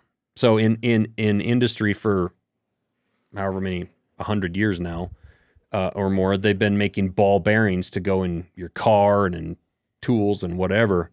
They make it out of this steel because this steel is very wear resistant. Mm-hmm. Now, this brand new steel that we've been using the last couple of years called MagnaCut is stainless steel, And Laren Thomas, I actually shared my first ever knife show when I turned 14 at Eugene, Oregon show. I shared a table with a really cool knife maker. His name was Devin Thomas. His not yet born son is now a PhD metallurgist, and he invented MagnaCut steel. Seriously? That's cool. That's cool. And we were literally probably the first company to use it. Now that steel is a super steel because most stainless steels over the years have had some really good edge holding ability, but had really low toughness. You couldn't make knives thin, or they would snap, break. Yeah. He that's why he developed MagnaCut, was to not only have the cutting ability, which frankly will outcut this blade in duration, but still holds a high level of toughness. Still not the toughness of this blade, but tough enough for anything I want it to do. That's one of the things that what makes your knife special is that, like you said, they're like more of a user's knife because they're thin. Yep. You know, like some years ago, and a lot of guys got into making their own knives. See, I don't know, it felt to me like a lot more people got into that for a while. Yeah, especially with Forged in Fire. But like big old thick bastards. Yep. You know? Yeah, thick and heavy, that's the thing. It doesn't necessarily mean quality. I mean, if you want a splitting maul to chop chunks of fur firewood in half, yeah, you want thick and heavy. But when you're cutting through elk hide, moose hide, meat, whatever, you want that material to pass by this edge with as little resistance as possible. The more meat you have behind the edge, and this is what people don't talk enough about, is edge geometry. How thick is it behind this edge? And the more weight you have back there, the more resistance you have, the more pressure is getting put on the edge. Then when you do go to a sharpening stone, when you're sharpening a knife, you're removing steel. The more weight and steel you have behind that edge, the more difficult that's going to be to sharpen. And so I want a blade to be as thin as possible and still get the job done without me being worried about breaking it. Mm-hmm. And if you break this knife, you're kind of trying. Even though it's thin, this is skeletonized, it's still super, super tough. So let's say someone breaks it, yep, and they send it to you, and you can and you'd be like, I know because I made it. Yep. That if you broke it, you're abusing it. Like you weren't cutting up. You weren't cutting loins up. We still send them a new knife. You do? Yeah. Yeah, it's... Do you send a little note saying, yeah, sometimes. Like, come on. Don't use this as a screwdriver anymore. When his letter's like, I was just skinning my deer and the blade just broke in half. I have here. You can settle a dispute for me. I had one of your fillet knives in Alaska, and I filleted a bunch of salmon with it. No problems. My buddy Ben. I let him use it for 2 seconds. The blade's in half. Yeah. And he said he was doing nothing with it, just plain fish. Playing along. Yeah, I would find that very shocking because we've got several thousand of those out there, and I've seen one, maybe, or two, maybe. Well, I'll show you a third one. Yeah. Well, we'll send him a new one. Well, it's my knife. Yeah. Well, it's still in Alaska. I'll bring it back. Yeah. But no, it's. I just did a stingray and a long nose gar with your fillet knife. I love that and fillet knife. That's a rough fillet job. Yeah. For on the fish spectrum. Yeah, well, you know what? Every now and then, shit's going to happen. People are going to break something. I would rather stand behind our stuff, kind of no questions asked, because when you do replace that knife, people are like, they know what they were doing or not doing, but they really appreciate that you stand behind it. And who knows? Shit could happen. I mean, something could happen. But you want them to. You want them to know that. Yeah, you want them to know that you're no fool, though. Yeah. So you could say like, "While I know you're lying, you could put I have replaced your knife." Put a little business card in there with a picture of you winking at him. Yeah. Well, our little secret. What's even better is when I get a DM on Instagram occasionally, and somebody would be like, "Dude, I was doing what I shouldn't have been doing, like 100%. I screwed it up. I know you're out of stock. Can I buy another one?" Like, they're all heartbroken, but they're just like telling you, like, I completely did something I shouldn't have been. And I still just send them a new knife free of charge. And again, that makes them customers for life. Yeah, if they sent you a note and it started out with, that little ball joint on the back of a deer? Well, I wedged. You know where the that's point. going. or like, so I was trying to pry up my elk ivories, and the tip on your speed goat, the last eighth of an inch is gone. And it's like, yeah, it's not a screwdriver. Yeah, but now you have a flathead screwdriver. Actually, the funny story, the Rwanda knives out of Bonner. No. Oh, they're famous in this area because old Rudy Rwanda was a legend up in this area. He was an old man when I got into making knives, but he was his knives are worth a lot of money if you can find them. Well, my banker, when I was about 15, was telling me when he was in high school, he tried prying elk ivories out of an elk and he broke the tip off and he took it back to Rudy's shop. Oh, I think you did mention this guy to me before. Yeah, And and you he had a walked in. banker at 15 years old. That's what I. Yeah. Anyways, continue. But he walked in. He's like, "Hey, the tip broke off your knife," And Rudy's like, "Well, what were you doing with it?" And Mark tells him, and Rudy goes, "Well, I didn't make you a goddamn screwdriver," So he fixed the tip on it, and he said Rudy just chewed his ass up one side and down the other, and he's like, "I never ever the rest of my life did that again." Yeah. But like if you cut down along the side of the teeth and use the back of your knife and pop them out, or a stick or rock or something like that, your knife's not a screwdriver. Yeah. You can turn it into a nice little flat blade screwdriver, but you can't make it into a Phillips. Yeah, that's hard. Yeah. Okay, walk through your moves there. All right, this will be riveting for people that aren't watching, but they'll have to go watch. They can go watch. But Yeah. I'll provide commentary because I'm going to tee it up. Yeah, so this has been sitting in water. I just flipped this over to get a little water on top of the stone. So I'm on the 600 grit, or this is 1,000 grit side. So this knife, you guys can attest to it being dull. I'm shaping. Whoa, easy. we watched him run the watched him blade. dull it. He ran it vertically down the stone before the show. It's good and dull. Yeah, it's dull. It's dull. Tip's dull. It's dull. It's a dull knife. Dull knife. People at home.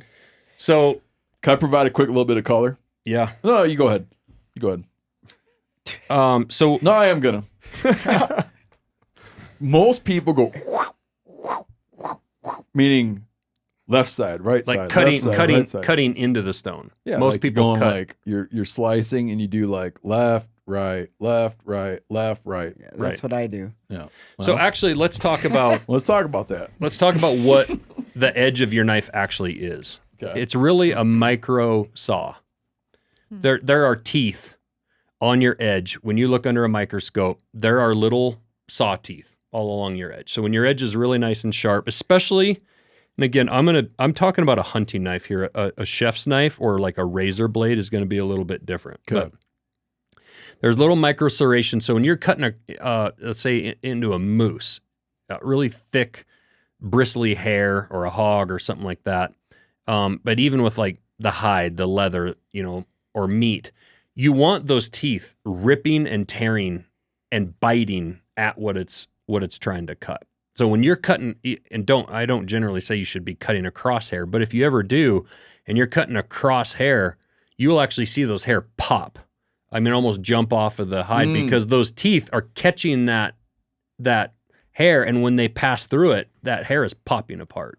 Yeah, that's good. Yeah, I hadn't thought of that. Yeah. And so as a knife dulls, those teeth, if you imagine a nice new hacksaw from the store or a wood saw, you get it from the store and those teeth are just super, super sharp. Well, as that saw starts to get dull, those teeth are just becoming rounded, right? You can still saw through your piece of wood or that piece of steel, but it's going to take longer. It's going to take more effort. Well, it's the same with a knife blade. Your little micro serration teeth are starting to wear down. They're starting to round out.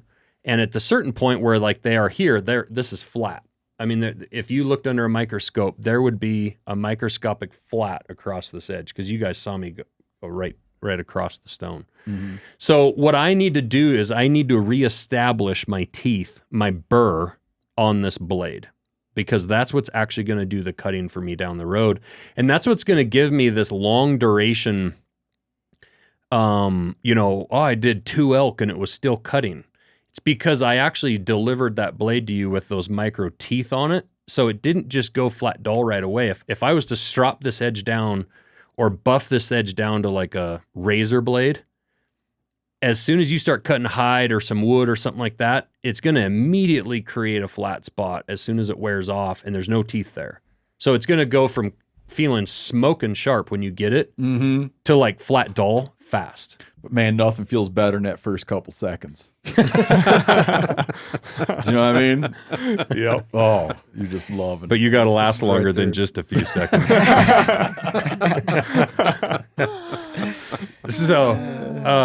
So anyway, I'm going to create that burr. So what I'm going to do is I'm actually going to start, and a lot of people worry about the angle so much, and they think the angle is wrong, but generally a knife blade is between 15 and 20 degrees of angle. So 15 is that lower degree, like a chef's knife or a thin blade like this. And then as you get thicker blade, you got to steepen that angle up, right? All the way up to like a splitting maul that's more like a wedge. Yeah. Right. And so if it's a chopping knife or chopping through wood, you want that weight behind the edge. That weight is striking, or that edge is striking whatever it's striking, and that steel right behind the edge is providing support for that edge and also driving that wood apart. Right. So this is thin. I've got 15-degree angle. With these work sharps, you can actually check your angle right on the end of the stone. He's got a work sharp sharpener that has the angle guide, and you can put different angle guides on those. Yep. So I actually am just going to start on one side, and I'm going to just kind of create a burr. So I'm actually starting at the tip. Yeah. And what I see a lot of people do, where's the camera? This one? The people will round off when they go this way. Yep. You'll hear, if you listen, you'll hear this like this little at the end. Like a flick. Yeah, that little flick. Well, this tip is like 10, 15 thousandths thick. This back here is maybe thicker. And you're removing more steel off that tip, and people round their tip off. You'll see. Oh yeah, you can you do it, and then you feel it, and you're like, you start at the back, you're like loving it. You get up there, and you're like, damn it. Yeah. And it's like, and they'll like bullnose their little tip. Yeah, dude. So if you start here, you can start right up on the tip if you need to, or you can actually start right behind that tip and remove material, maybe down a 16th from the tip or less, and just to keep that tip nice and sharp. And you can actually rehab your tip and put a tip back on your knife, because this tip is for like caping duties, in around the tight hair on the horns and, the tear ducts and those areas. Dude, that little move you got there, man. I mean, I know you've been doing it your whole life, but that little move right there is the move. So what I'm doing is I'm putting a lot of pressure right here. And he's giving Brody the bird. Pushing hard. Oh, yeah. Yeah, I'm just using like one finger here to just put more pressure on that blade. And I am just going in one direction, starting at the tip and pushing back to the ricasso or the plunge grind of this blade. And then I'm going to feel on the opposite side. So the side facing me, I'm going to feel with these fingers, and I'm going to feel for a burr. I'm looking for a burr, because as I go across this edge, it's going to curl a burr up on the other side. So instead of looking at this or trying to figure out, I'm just going to wait till my fingers tell me like, oh, there's a burr all the way down it.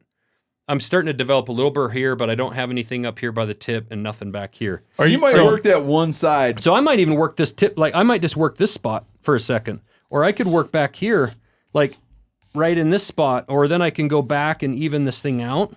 And I'm just going fast and putting a lot of pressure. And you're not keeping track of how many strokes you do the same on the other side? No. Okay. It's not algebra. You don't, what you do to one side of the equation. I've been doing it so wrong my whole life. I know. But what about how are you using the angle guide, or how so would one you use can got check them all it memorized in his head. Yeah, like I can feel it, but you if you want to go slow, you can be like on this angle, and then you can just take, and transfer that right to your stone. Okay. And you can even, I asked him a bunch about that, but it just like he just got in his head and he does it the same way every damn time. But the angle guide slows you down, but it's good for starter. It is. It's good to kind of like come across and then check like, yep. Yeah, I'm pretty good angle. So you're not doing it the other. Okay. Yep. And so now, he still has only worked the starboard side of that. No, he's only worked the port side of that knife. Port side. Left. Yeah. Four letters. Port. Do you get sick of people telling you you're doing it all wrong? Yeah, if I just came by and saw you doing it, I'd be like, look at that moron. So Doesn't he know he's supposed to do one side then the other? I'm gonna pass this around. I just kind of went fast on this, but you're gonna feel there's no burr on the USA Made side, and there's a burr on the MKC logo side, and we're just feeling straight across that, and you'll feel it. Oh, And this is great. I love it already. No, listen, man, you got to bring back. Yeah, I can't wait to Sharpen. try it. feel that. Oh yeah, for sure. And so if that blade was a lot thicker and say in a lot worse condition, I would have a stone with more grit. Like the stone that I gave you is like 220 grit or something on that other side. If you don't have a belt grinder or something aggressive to go to, you can just move material there and reestablish your flat and your angle that you need, and then flip to the other side. And you're just, at that point, you're just hogging away material. And you're trying to establish, because people will use like ceramics and a lot of these really fine stones, and over time, they're not removing any steel, and that edge is just coming down in further. It's getting more round, and pretty soon you've got like nothing left. What's your opinion on the electric sharpeners? They're fine. Like Work Sharp has, I think, that Kenyan edition, like belt sander kind of edition. That's essentially the poor version of like the grinder I'm using, like a heavy duty grinder. The problem I have with them on like a new knife of our knives is our knives are so thin, like this blade, you're gonna take off 10 sharpenings or more worth of steel. Got it. That I'm gonna take off in one. Yeah. Yep. I accidentally ground the tip off of, kind of like rounded the tip on one of those. Did you? I was going to say, Well, we're- you can make a mistake in a all of my hurry. knives. I said we're describing all of my knives. Just You feel it? rounded, dull. They've come flat. Do you feel it? Mm-hmm. Hey, what's your general take on diamond honers versus stone? I don't really have any. I mean, to me, they're all. I can make whatever work. So I mean, you don't hate diamond. I don't hate diamond. I tend to like the feel of the stone better, but maybe that's because that's what I've used since I was 12. Got it. So, Feeling it, Brody? Oh yeah. What if you diamond also it's kind of nice where you don't have oil and water and all the mess. But You don't use water on diamond? no, most of those are dry. But you do take water and like scrub them up and clean them up. Yeah, yeah. And like with this, you can see on here there's like grit.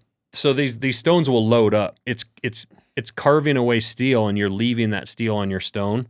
So in the middle, I'll pour a little water on here and just kind of clean it off, because now I've got.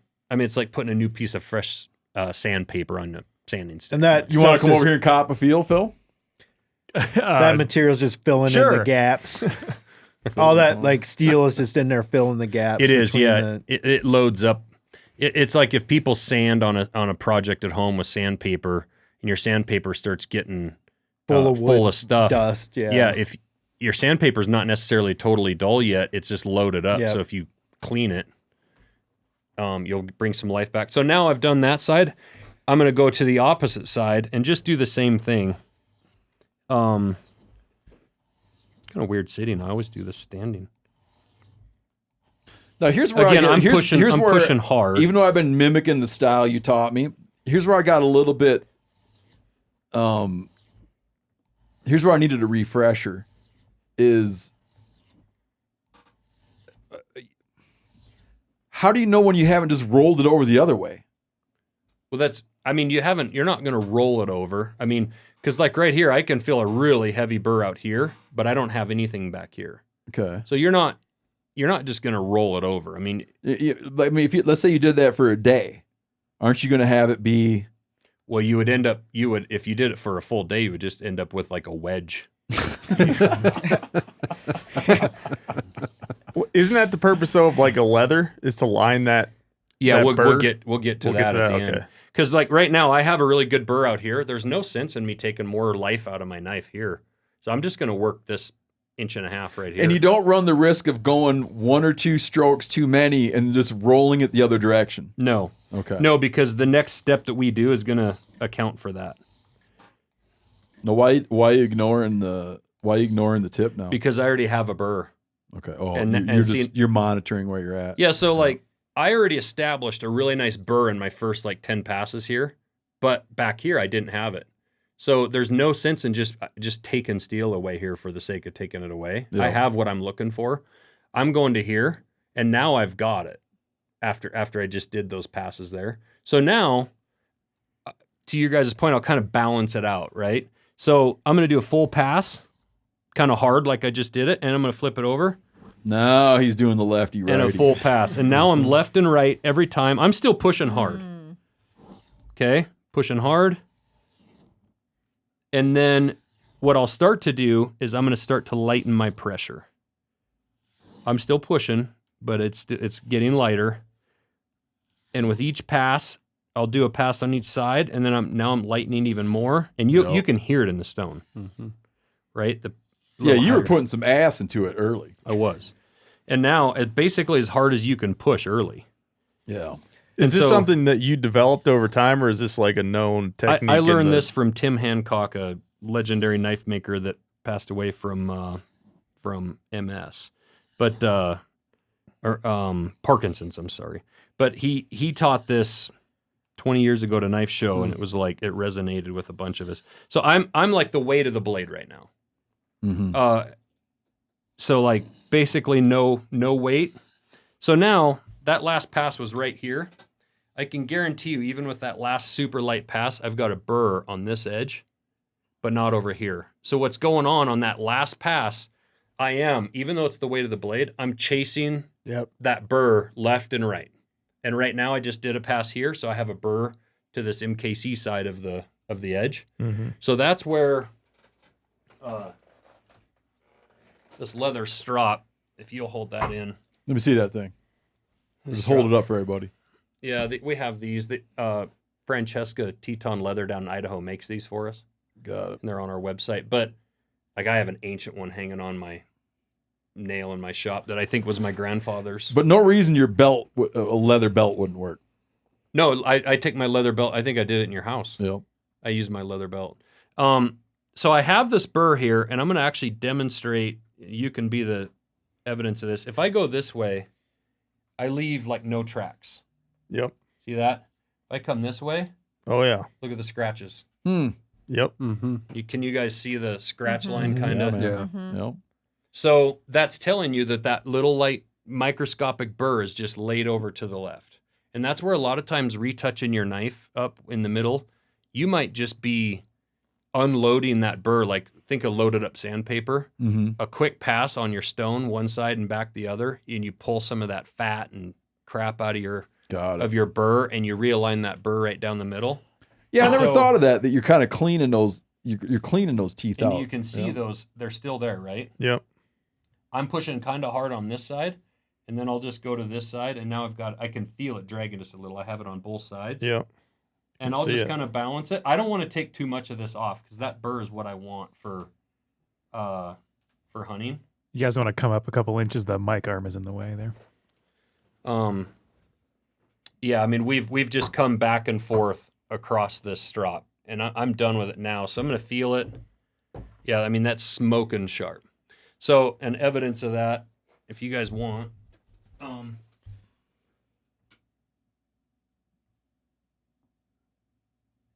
Impressive. Damn. Oh wow. I'm surprised you have any hair on your arm, Josh. I was gonna say. I know. You think he'd like have denuded all the real estate, man? So he'd have to be like, he probably doesn't. Excuse me, I have to undo my belt. He doesn't do this. He doesn't do this for every podcast. We're kind of considered hair farmers. Yeah, but you can test like back here. That is amazing. Back here versus like right at the belly versus like out at the tip, and it's still you can see the hairs popping. And again, listen, that was dull. It was dull. I checked it. Everybody checked it. It was dull. And this is a work sharp bench stone. Yeah, it's called a wet. It's just a wet stone. It's a wet stone, but it's know-how, man. It's not like it doesn't. It's know-how. You can try to buy your way into it with contraptions and stuff, but you cannot beat that. Yeah, and if you had done that without us bugging you, it would have taken you a couple minutes. Yeah, I could just real quick. Yeah. So think about it. You said I think it was your grandfather or something with his stone that's all dished out. No, it was my dad's stone. Yeah. Yeah. If you no YouTube, no Instagram, no whatever, and you sit around at night. Every night you come home, sit down in your chair, Well, let me share something with you. My dad's knives weren't half as sharp as that. Now, they were serviceable, but they weren't like that. What I want you guys to feel, when I feel an edge, I don't feel straight across. I mean, that doesn't tell me anything. I'm actually, when I'm feeling this edge, I'm across, but I'm also I'm sliding my finger just a tiny bit, and you will feel that little burr wanting to bite. So that's the burr. As a hunter, you want something when you pass it across that hide or hair or meat, it is biting in, it is digging in. That's not a thing people would naturally think of. If you picture a really sharp knife, you'd imagine it being just like under microscope that it's smooth. Slicing. Yeah, but it's like a microscopic serrated steak knife. Correct. It's a saw, and that's what's going to give you the longevity and the feel of like, God, I've been using this thing and it hasn't been going dull, or I'm still using it after so long. It's because those teeth are wearing down, but you still have some life. And, you know, like there's cutting competitions and stuff out there, and you see guys like put a piece of silk up and they'll chop a piece of silk in half. Well, that's not a hunting knife edge. I'm not picturing what you're talking about. Like a piece of fabric? Yeah, just like a silk scarf, right? It's hanging there, just dangling in the air. Testing whether the knife there's no tension on it. There's no tension. Whether the knife will cut through that. Yeah, when you like chop through it, I mean, it has to be an absolute razor to get through that. I understand. Yeah. But you put that on moose hair, it's going to suck. You take a razor blade from Home Depot, new out of the package, and run it just straight across moose hair. It's not going to cut it. Mm-hmm. Now it'll cut the crap out of your skin because your skin's soft, but that you want those micro serrations biting that. So if you feel this edge and you feel along it, it's going to feel toothy and bitey, like it wants to get you. Oh yeah. I'm so jacked. It's a working edge. I know. I'm gonna go home. I know. Sharpen some knives. I'm gonna go home and ruin all of our kitchen knives.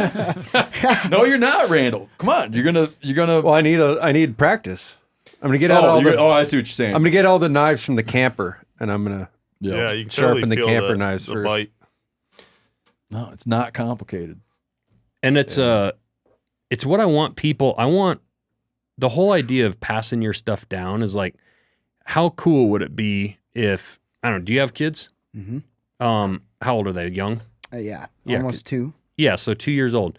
You use a couple knives for the next 20 years, and you personally sharpen them, and you wear that thing down to where it's a ½ inch shorter than it is now, and it's maybe you send it back to us now, and then we reset it.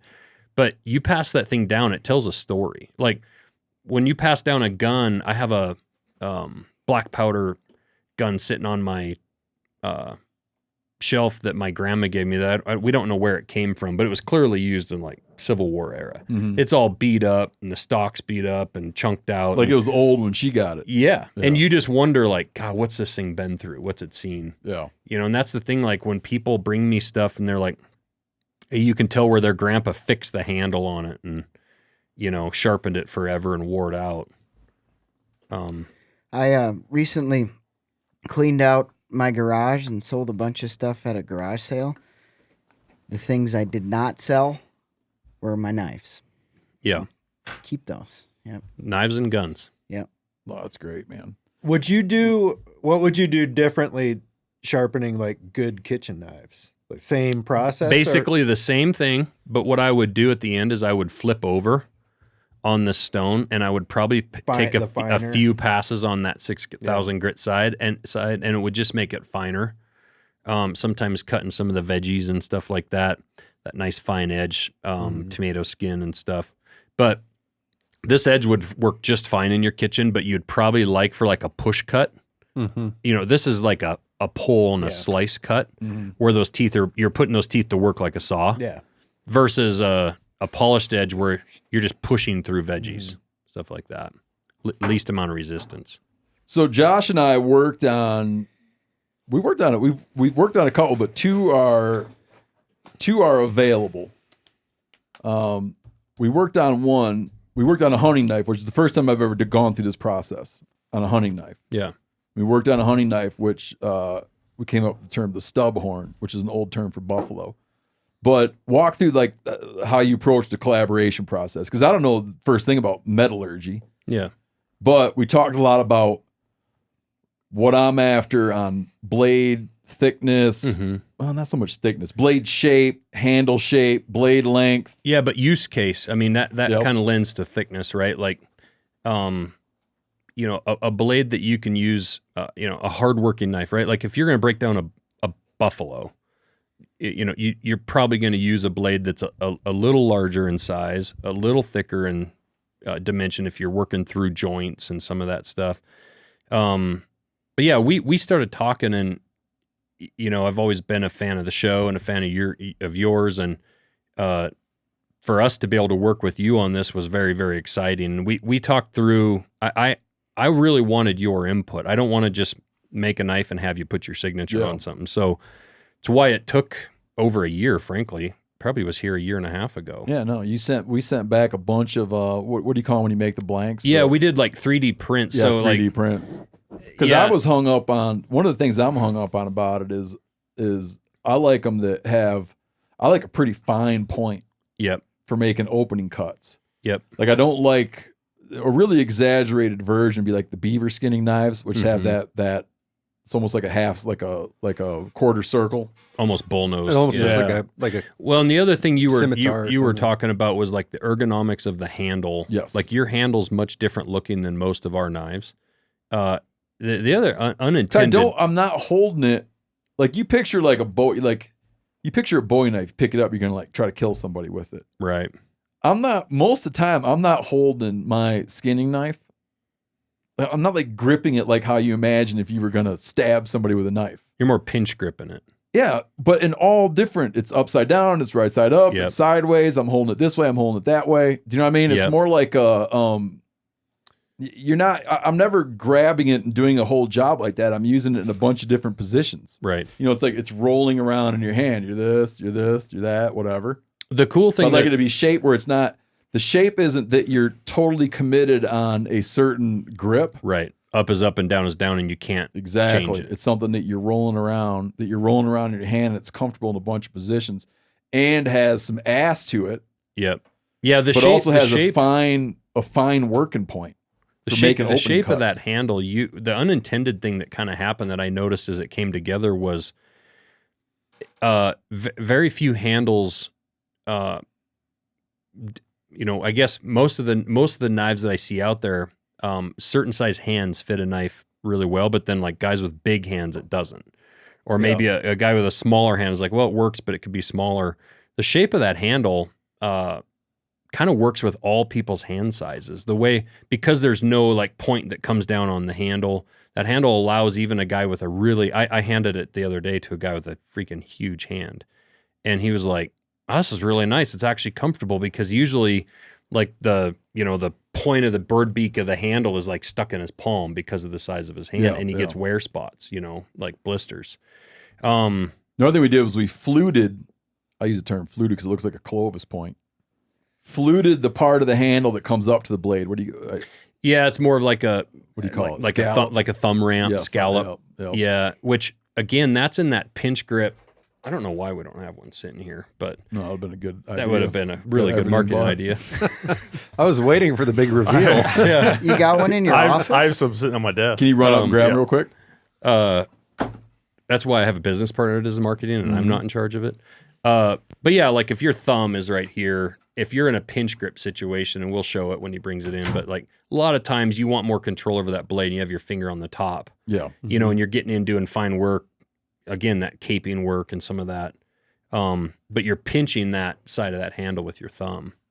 The other cool thing is like I asked you, and you were a little back and forth one way or the other, didn't seem to matter either way, but the whole lanyard hole idea, some people, it's really, really important to people, and others it's not. And so we did put that as an option in there, because we do have a lot of people, they get worried about losing them, which they really don't need to with our sheaths, but some people want to tie it off to their gear. Yeah. Or they'll tie a lanyard around it and have it around their wrist when they're using it. Yeah, your guys, all your sheaths come with a I guess like a belt clip. Yeah.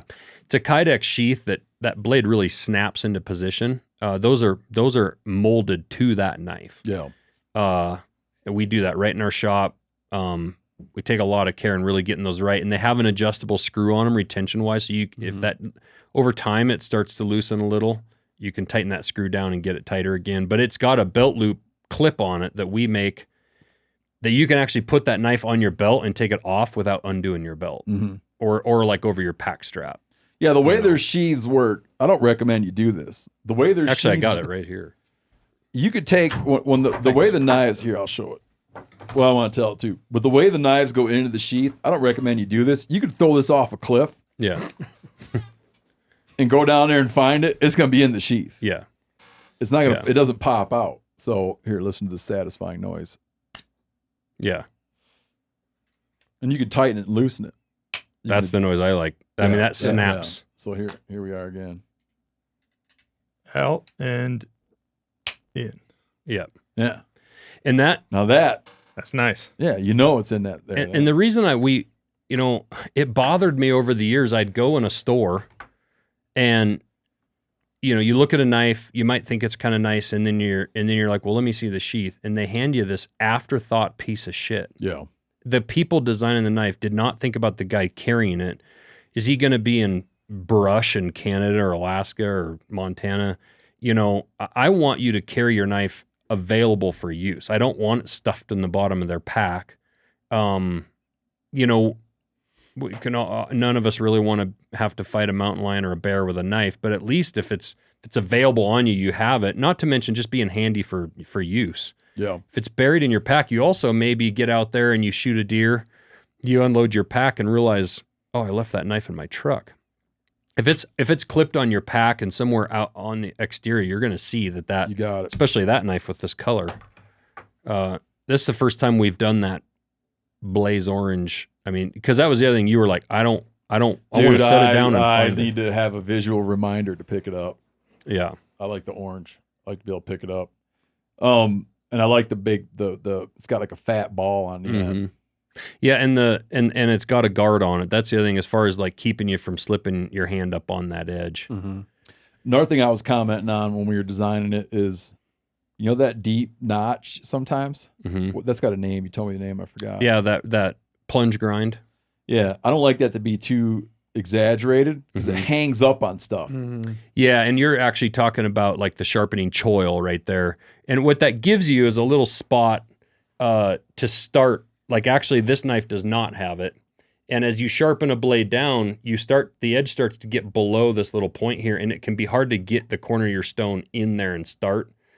That gives you a lot of years of sharpening that blade before that notch is completely gone. But like Steve said, it gets too aggressive and it's hanging up on hide and some of the sinew and some of the stuff in meat can be a challenge in there. Those grips are G10. So it's a synthetic material. It's fiberglass and epoxy resin. And those are titanium screws. So that thing is absolutely bulletproof. I love, like we were talking when we started the podcast about like hardwoods, right? For bow building or whatever. There's nothing cooler than a beautiful piece of hardwood on a knife. It's the unfortunate reality is, cold, heat, blood, water, over the years. You have to take care of them. Like, expands, contracts. Yeah. And this G10 is, it's going to last to the end of the earth. It's hard on equipment, though. What's that? G10. Oh, yeah. Yeah, it's tough. It's tough. Oh, I mean, it's hard to shape it? Well, yeah, just like bandsaw blades, things like that. That fiberglass in it. Eats it up. Yeah. Dude, I love this thing, though, man. Good. That's awesome. Yep. This is the Stubhorn. Well, and then we got this one. This is my hunter for the rest of my life. And then we worked on a smaller, people call them bird and trout knives, but like a caping knife, like a detail work knife. Yeah, or like even trapping, like small animal. Hence the name, the flat tail. Yeah, that's a cool name. Yeah. You came up with that one. I was like, that's a cool ass name after a beaver. And so this flat tail, again, that, like you say, that detail work, being able to really choke up, even with that, as we talked about, it's got the same feature as the Stubhorn with this kind of thumb ramp here where it really thins down. So your thumb can be really right against the side of that blade, pinch in here, and you can really get in tight and do like that really fine detail work. And you'll find, I guarantee, a lot of people that break down whole elk and deer with this thing. Some people like more of a tip. That knife has a little more belly, but it still has enough of a tip to be functional. Yeah. And there again, a bit of a guard on it. This is a cool little knife. Yeah, the Stubhorn's got some ass to it, and the flat tail's does. like your delicate knife. Yep. Man. Yep. I mean, this You pair pick your together. nose with that. This pair together, if you had this for doing your detail caping or what kind of detail work, and then that knife for just hard use, I mean, ripping through the sternum of a deer or whatever, I mean, that knife's going to do it. That's one thing about your knives that people talk about, but it actually works, is you Yeah. up through the sternum on a deer. It's like, holy shit, man. Yeah, it's wild. Yeah. No, it's almost alarming. Yeah, there's no need to carry Do you know what I mean? That you can actually, because you actually do that just like very effortlessly. Yeah. Yeah, I just rip right up through a whitetail, right up to the throat. And it doesn't ruin it. No. I cut a whole, my daughter's elk last year. I cut the whole elk in half with my speed goat, which is basically the same size blade as this. Mm-hmm. Through the spine. There again, I'm not chopping through vertebrae. You're finding those soft areas. Mm-hmm. You're finding that connective tissue in the joints. Just like at the legs and whatnot, when you're taking the bottom of the legs off, you don't need a saw. You can break down a whole animal with that stubhorn or this flat tail without a saw. Oh yeah. Easily. Yeah. So those the flat tails are going to be available on MKC's website. Yep. I think depending on when this drops, it may be even the week of this podcast. No, I think so, right, Corinne? Yep. Yeah. So you can go to Montana Knife Company website, find all their stuff, check out the flat tail knife we're talking about. And you guys usually you'll have a lot of different 4 different handle colors. We'll actually have 7. 7 handle colors. Yep. So this one and then R6. And they're going to end up for sale as well as on the MeatEater site. Yep. We'll have some of these on the MeatEater flat site. tails on MeatEater. Eventually. You're going to have some of these too. Stubhorns on ours. The thing with us, it's been cool, but it's been sometimes I think frustrating for customers. I saw a comment on YouTube the other day. It was like, "Oh, great, you did a knife with Rinella. Now we're never going to be able to get one because our stuff has been selling so fast up to now." This is the challenge of growing a business. And I started this in 2020. It was in my garage, and it was me doing everything, and then my kids, like my 14-year-old daughter at the time, she's 18 now, was helping me grind handles. And I was doing these high-end knives. I knew nothing about production. But I built this company with my business partner, Brandon, the two of us, bootstrapped it entirely. Didn't borrow any money. We didn't take on any outside conglomerate money. But what that meant was we could only afford to do so much at a time, which it kind of took off so much that like by the time we would drop knives, they would sell super fast. So, hopefully as we continue to grow, we expand our production more. I mean, we now have 65 employees. Oh, no kidding. Oh, yeah. Wow. So it's not that we're not hiring, not growing. Okay. We just bought land to build a new manufacturing facility. We're going to start building that this fall. We're still making knives in my backyard at my property, which is, I think it's really cool because it shows the American dream is still alive and real. Like you can start as a hobby. I was a full-time lineman for Northwestern Energy, and I was making MKC knives at night.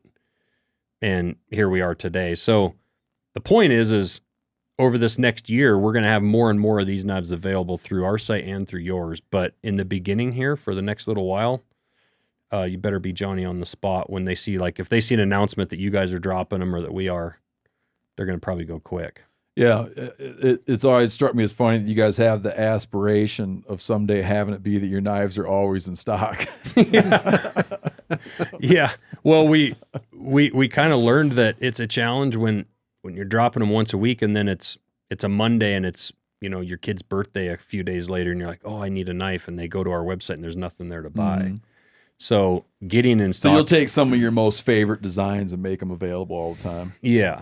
And we've been working on that. We have knives in stock today of a couple models, but they kind of come and go. But honestly, it's been cool just because the support of the outdoor industry, the hunting industry, like we grew up through the Total Archery Challenge, mm-hmm. The support of the American worker, because they literally followed me from the day, January 1st of 2021, I shot a video and put up on my Instagram, like, I just quit my job. I'm chasing MKC full time. And then Brandon and I didn't take a paycheck for 6 months after that. That was in 2021. Now we're in the middle of 2024, and here we are and what we got going. So it's really, really cool. And I hope people take what we're doing and chase it and do it within their own passions around the country. Like it's hard. It's a lot of work, but it's possible. American elbow grease, man. Yep. But so the support of you guys is awesome. And we have some more stuff coming out later, I think, that we'll chat about later. But yeah, for sure. We got to get you over and let you heat up a blade and put a magnet to it. Yeah. Well, I still think it's a lie. I don't think it's true. It's a lie. Yeah. Well, thanks for the knife sharpening lesson, man. Yeah, absolutely. Really appreciate it. Yeah, I'm going to you guys that are just listening, go on YouTube and watch, and it'll change your sharpening game. If you here's the thing, you know the feeling. You buy a knife, and that first cut, it's all downhill. And like you might think, in your head you're like going to get it back, but you're kind of like, but I just know that was the sharpest cut that one's ever going to make. Yeah. It's like buying a boat. Yeah. Day one's the nicest it'll ever be. Yeah. Downhill from there.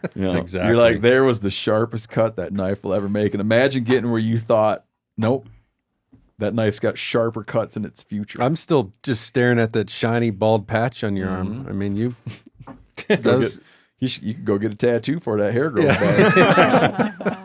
Is that why your beard's all nice trimmed up? Yeah, we should carry a make little razors. cosmetic mirror with him so he can do his trim. It is funny. It's always my left arm because I don't dare try it with my left hand. I'd cut myself. All right, man. Once again, Josh Smith from Montana Knife Company. Thanks for coming on. Thanks, guys. I appreciate it.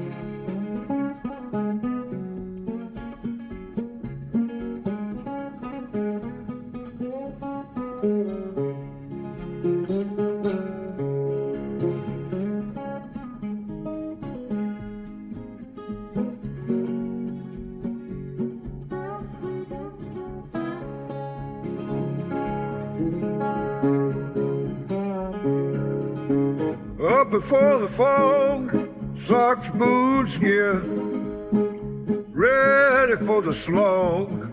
Through the mist I steer, outside where winds sing, glassing on through all things. Steady steps, peace it brings, all awake, soul takes wings. Chandelier, 300 underarm.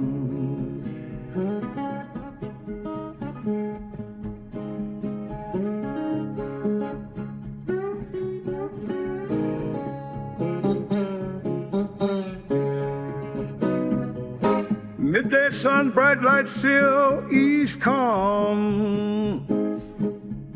Busy is the quiet cloud. Chandelier, 300 underarm.